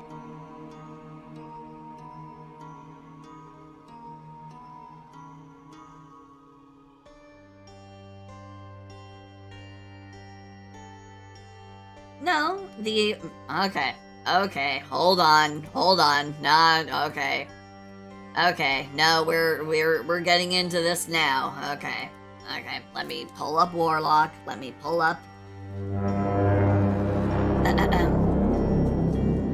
Berserk Jenin, thank you for the follow, thank you.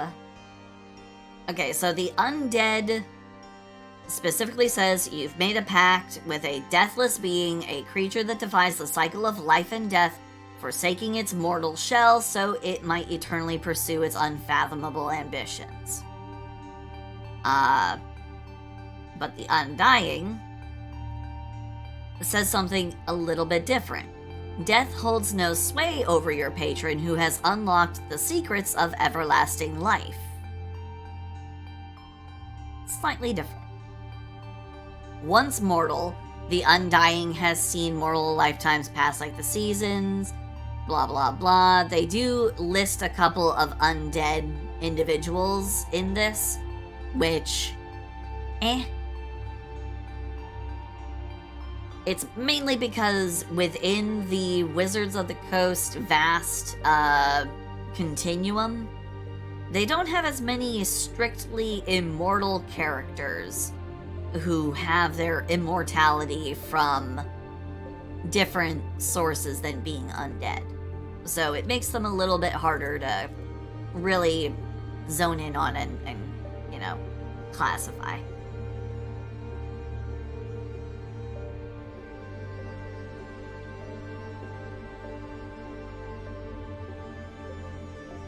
And there is a little bit of a difference, like a slightly different expanded spell list.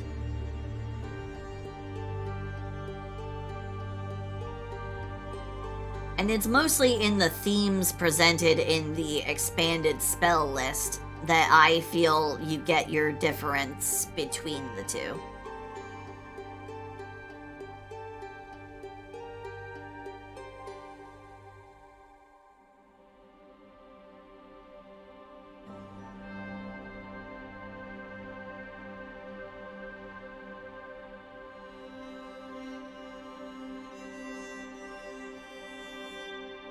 And here's the biggest difference, I think, between the two that makes it clear that the undead and the undying are two different ones.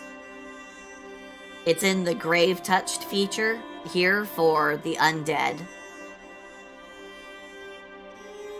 So yes, you don't need to eat, drink, or breathe, which is the same as the undying.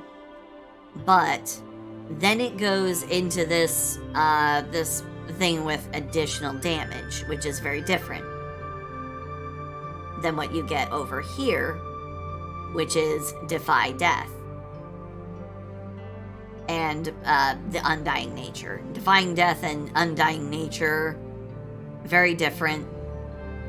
It's nothing about, you know, living super duper long. The undead is about doing more damage. The undying is about being able to survive whatever happens to you. The Defy Death feature also gives you the ability to just sit back up, heal yourself from just one success of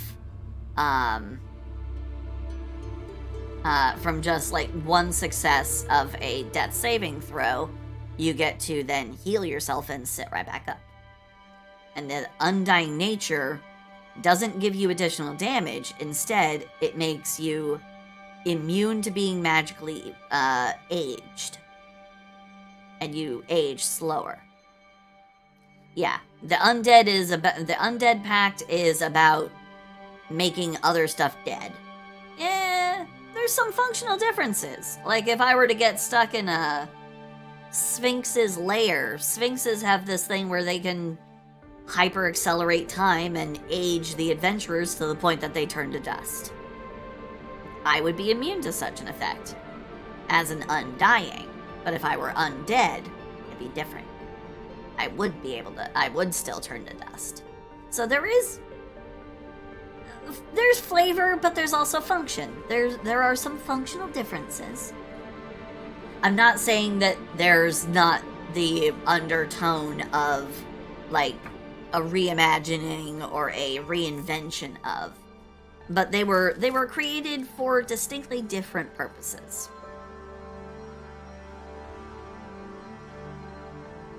But anyway, so let's not worry about that. We can go ahead and remove that, and we can get back into... Well, we can get back into the art.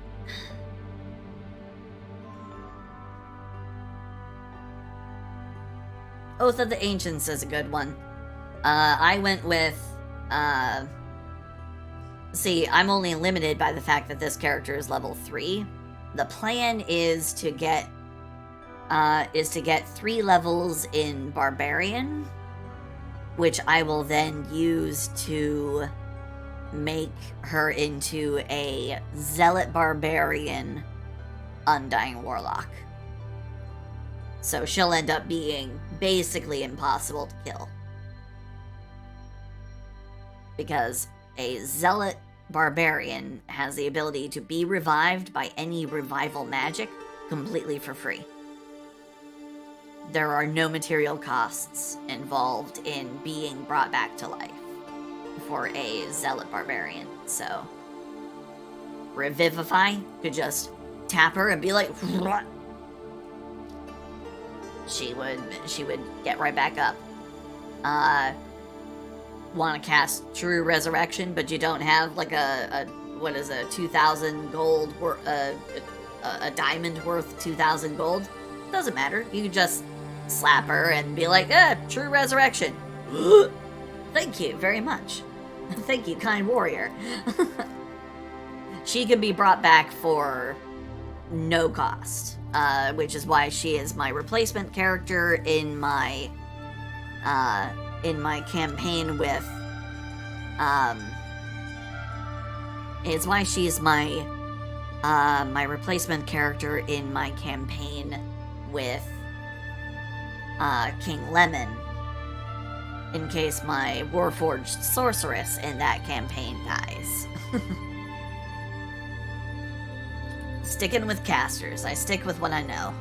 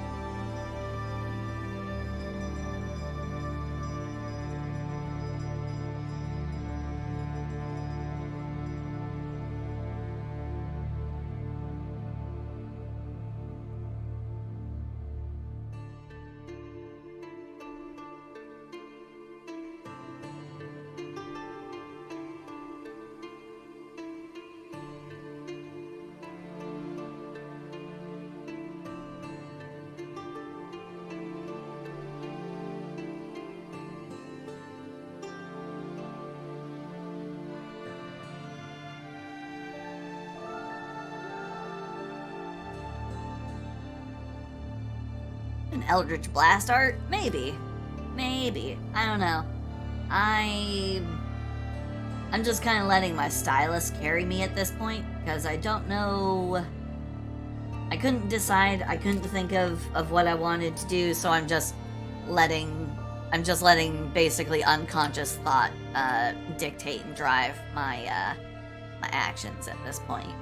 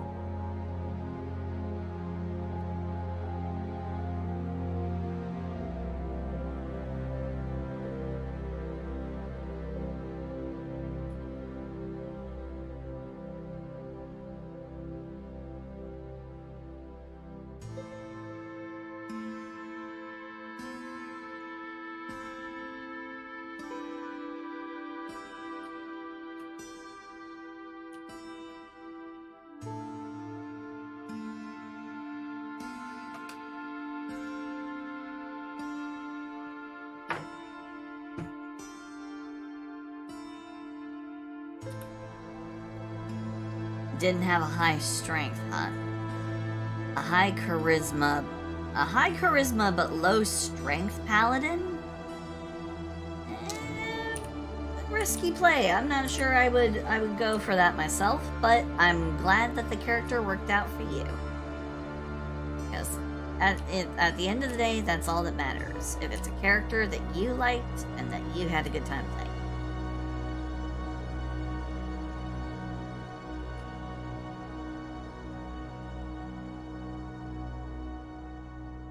Oh, Dwarven Fortitude. Okay, yeah. I see that. Sorry. My bad.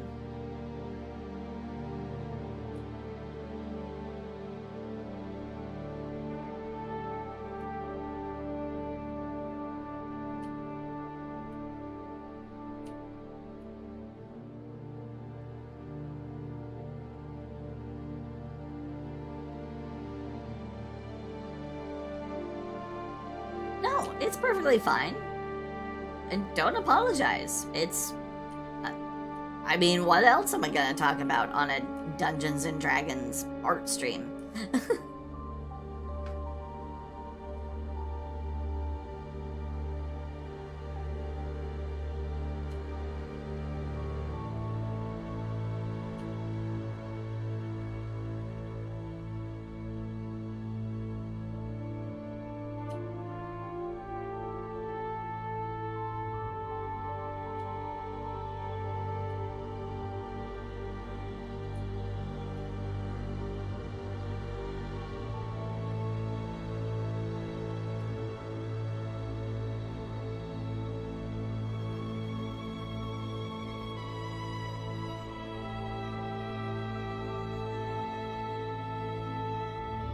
What classes have I not drawn?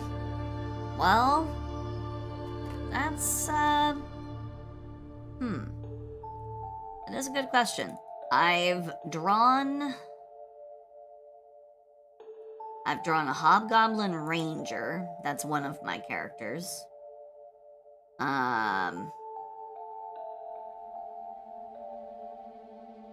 Let's see. I've drawn a Way of Shadow Monk.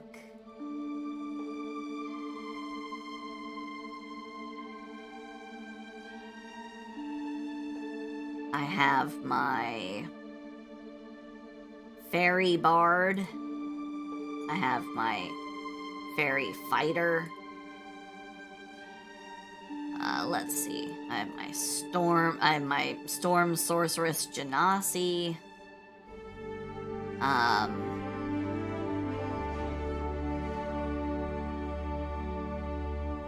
I have a Plasmoid Monk. Of the ones I haven't drawn, though, this one is still a coloring work in progress, but I've basically finished this one, and this is a rogue. I think Artificer might be... I think Artificer might actually be one of the ones I've not drawn yet, so...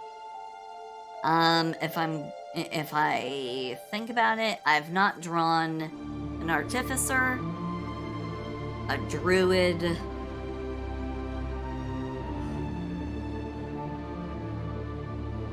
and until recently I hadn't drawn a Cleric, but I do have a new Goblin that I started, who is in fact a Cleric. Wizard. The Wizard is another one that I have not done, so... Yeah, Wizard. I think those are the only two.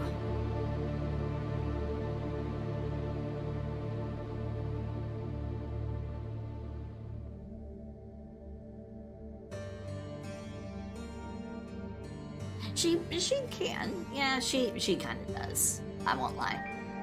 Her concept was supposed to be kind of like witch doctor-esque.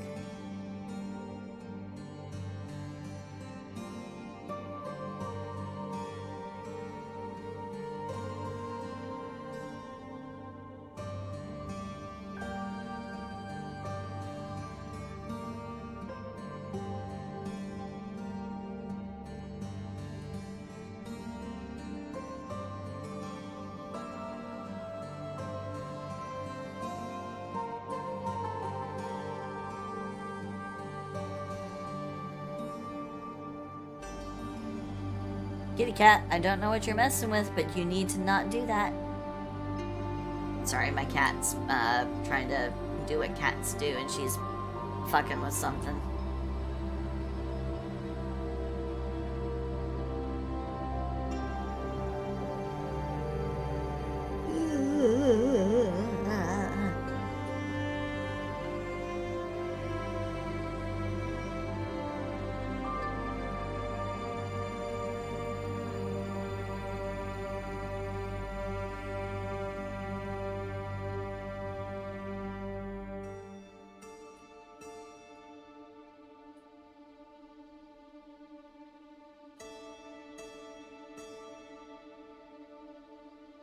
Blood Hunter. Blood Hunter is another one that I have not drawn. As for playing one, I think I'm gonna go ahead and just let Matt Mercer keep his subclass.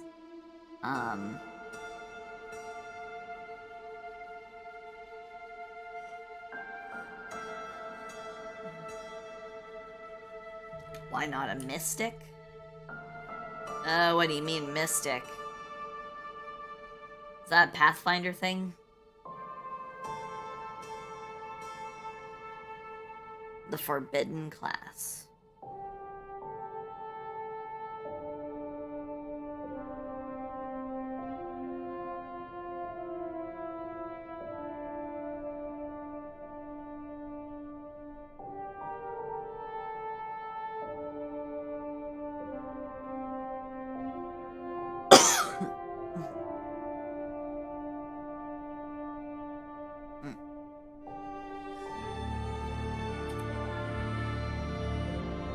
Hey, Obnoxious, how are you?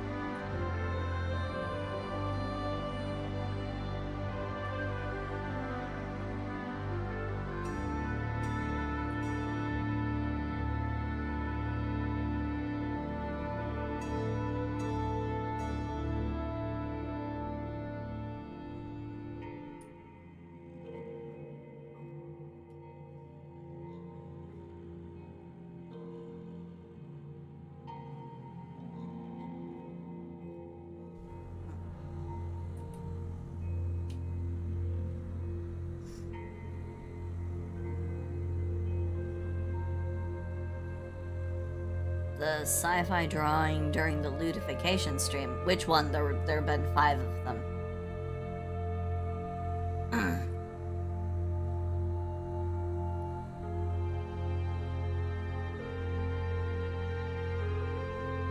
Oh, I know. I remember which one you're talking about. Yeah. God, why am I tired?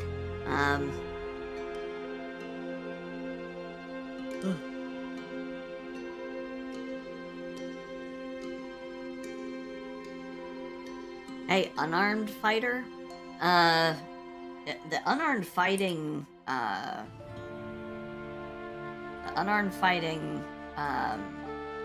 style for the fighter class is actually, like, crazy broken because it gives you the same damage dice for unarmed combat as a level 11 to 16, I think it is. A level 11 to 16 monk will have that level.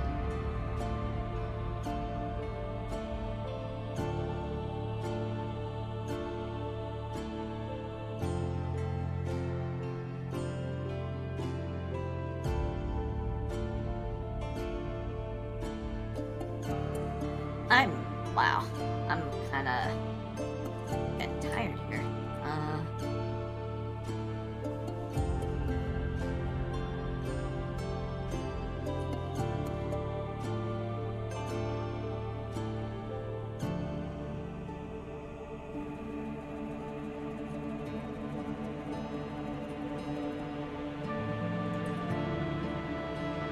But the stream goes to midnight, so to midnight we go.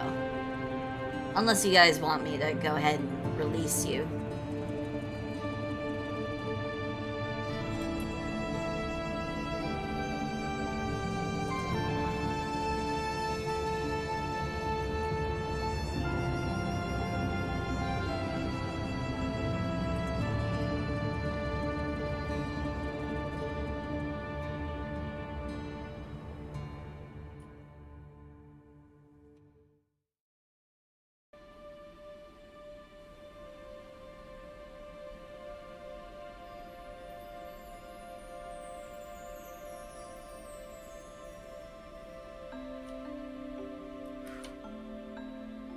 I keep dozing in literally the middle of my pen strokes.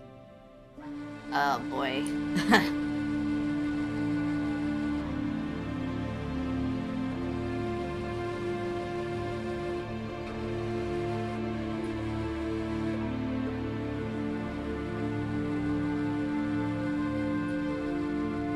That's why I suddenly go quiet, and then my stylus just like stops and starts kind of drifting, kind of like that, because I keep falling asleep.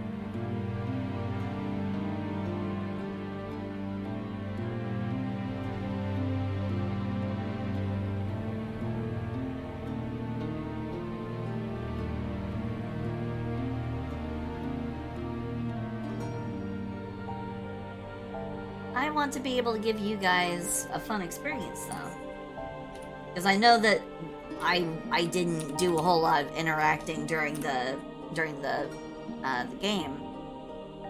You know, that was my choice and everything. But I want to be able to give you guys a little bit of something back for sticking around, despite the fact that I was basically just kind of in the game and was having to not pay attention to you guys too much, because you guys have this wonderful tendency to be very distracting.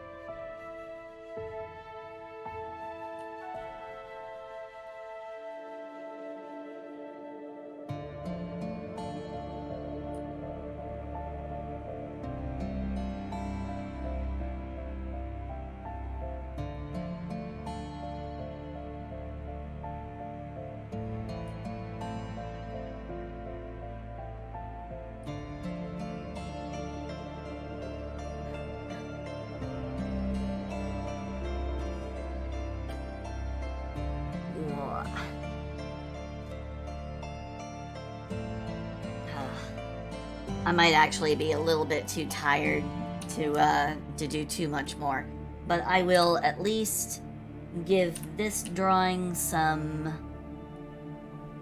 context, because it's gonna be muck. We're doing our new girl. I really like her, so I think I'm gonna do something more with her.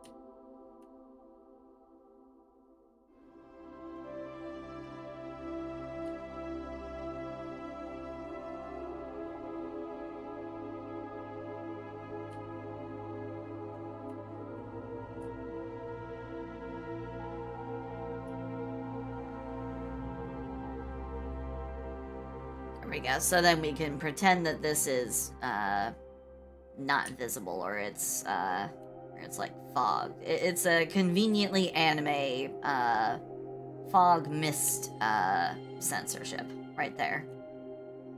And there and there. There we go. That way Papa Twitch doesn't get mad at me and beat me with a belt.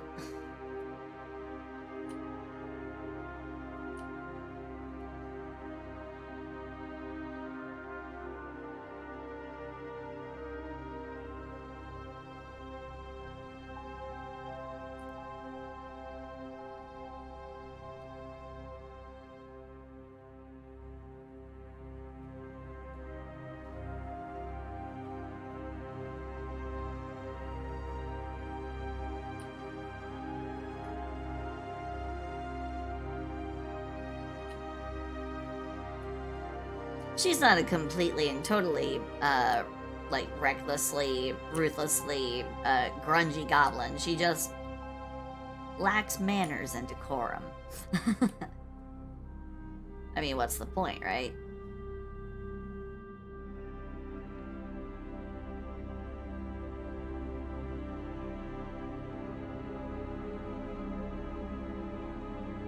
I felt so liberated for once I got to play a character that's basically on my intelligence level.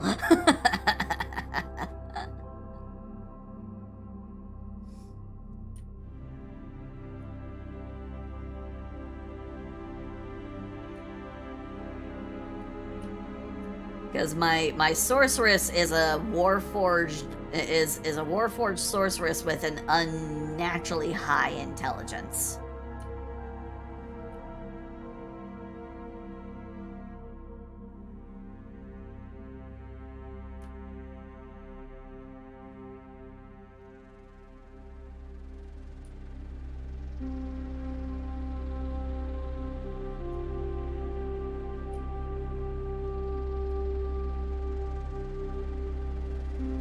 Pretty much every other character I've had has had a very, very smart, very wise, and careful, pragmatic approach to things.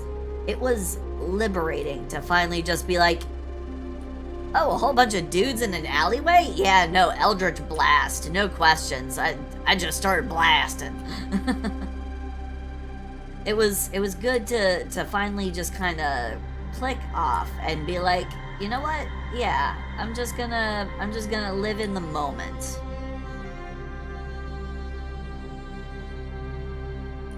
Yeah, recognizing, yeah, sure, there are consequences, but my character will probably survive through whatever the consequences are.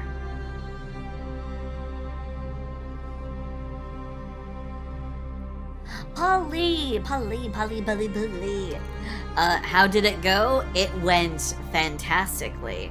And when I say fantastically, I mean it went kind of crazy. Boy oh boy.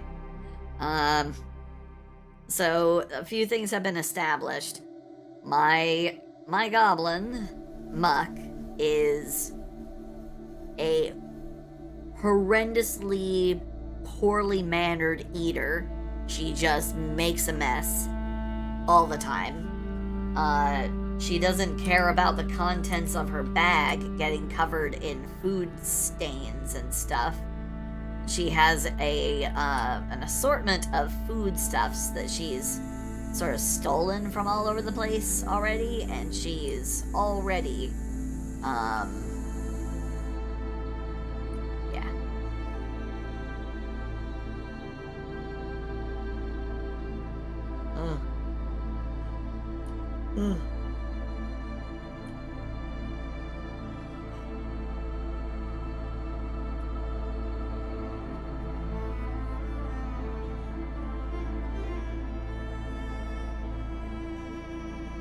My character has also perplexed everyone in the party by having no idea about what the hell is going on with all this extraplanar stuff. She basically showed up in a Spelljammer campaign without knowing a single damn thing about Spelljammers. She's like, huh? What the fuck is this? What the fuck is this? What the fuck is that? Holy shit, it's a flying like pig with fins. Because she doesn't know what the fuck a whale is, because in the world that she's from, there aren't any oceans. So she's never seen a whale.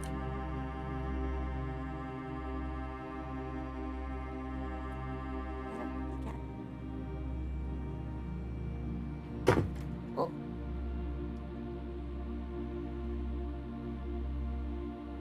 Oh, I did actually like draw a little bit of artwork about... No, she's had fish. She's never seen a whale, though. Because the world of Lorwyn doesn't have oceans. It just has a lot of rivers. But no oceans. Just a lot of rivers. A lot of rivers and lakes. Axe Killer 469, thank you for the follow. So here is some of the like initial drawing that I did of Muck grabbing the party's, I guess there's no better way to put it, the designated slut of the party, who is actually legit deadass a prostitute. The prostitutes said they wanted to go on a shopping trip to get their hands on like supplies and foodstuffs. So Muck was like, "No, I want to go with you. I want to get fucking food because I don't know what y'all call food, but y'all are turning your nose up at some pretty normal, reasonable shit." That's basically how she's going in her head. She's just like, what the fuck is wrong with all of you people? So she's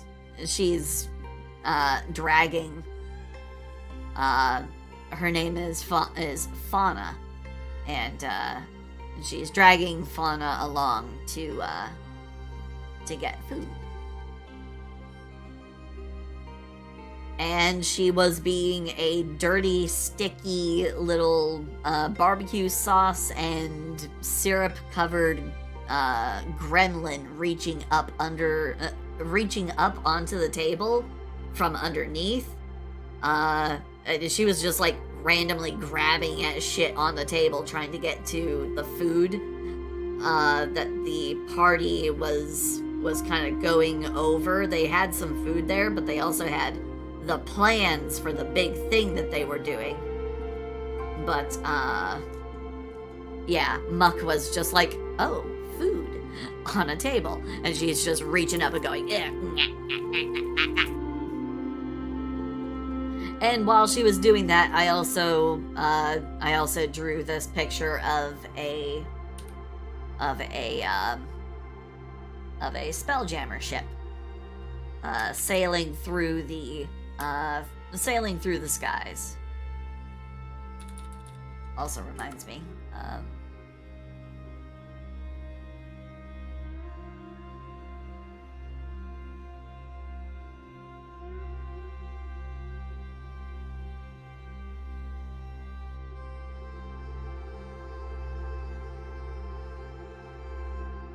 there we go.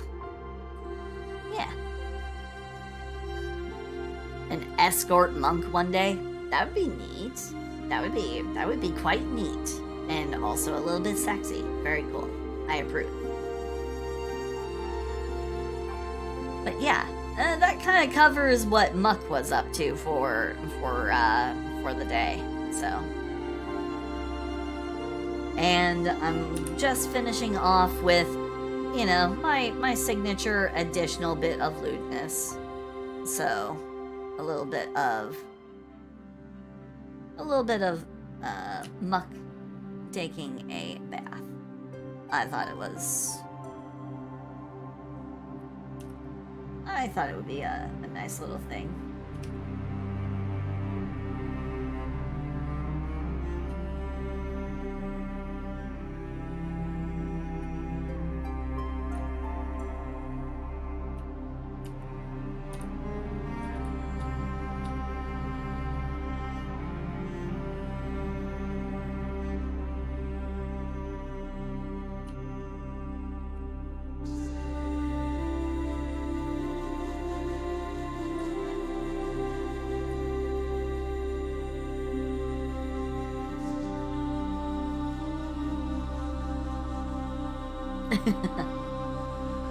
Alrighty. So I think that's good for at least a place to leave off at. Let's see. Today is Wednesday going into Thursday. So for Thursday, I will do another art stream where I will continue this piece as far as I dare. So, mukbanging? Nah, bruh. This is mukbathing. You're not wrong.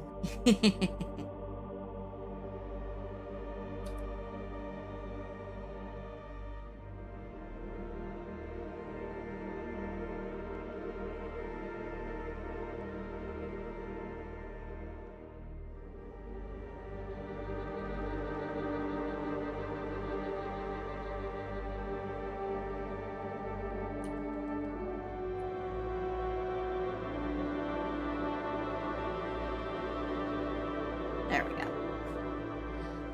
There we go. Okay, so I think I will go ahead and leave it off there. I'm getting actually quite tired. Having a little bit of trouble keeping my eyes open. But thank you guys so much for hanging out with me. Let's go ahead and go back to Thank you guys for hanging out with me. Thank you for keeping me company. Thank you for letting me not be a super duper lonely goblin for the evening. Little froglin.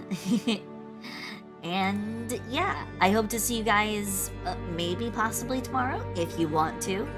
And I will be continuing on with that art piece that I was just working on. So I will return tomorrow with bathing muck. Sure. Let's go ahead and raid a fellow goblin. Let's go for it.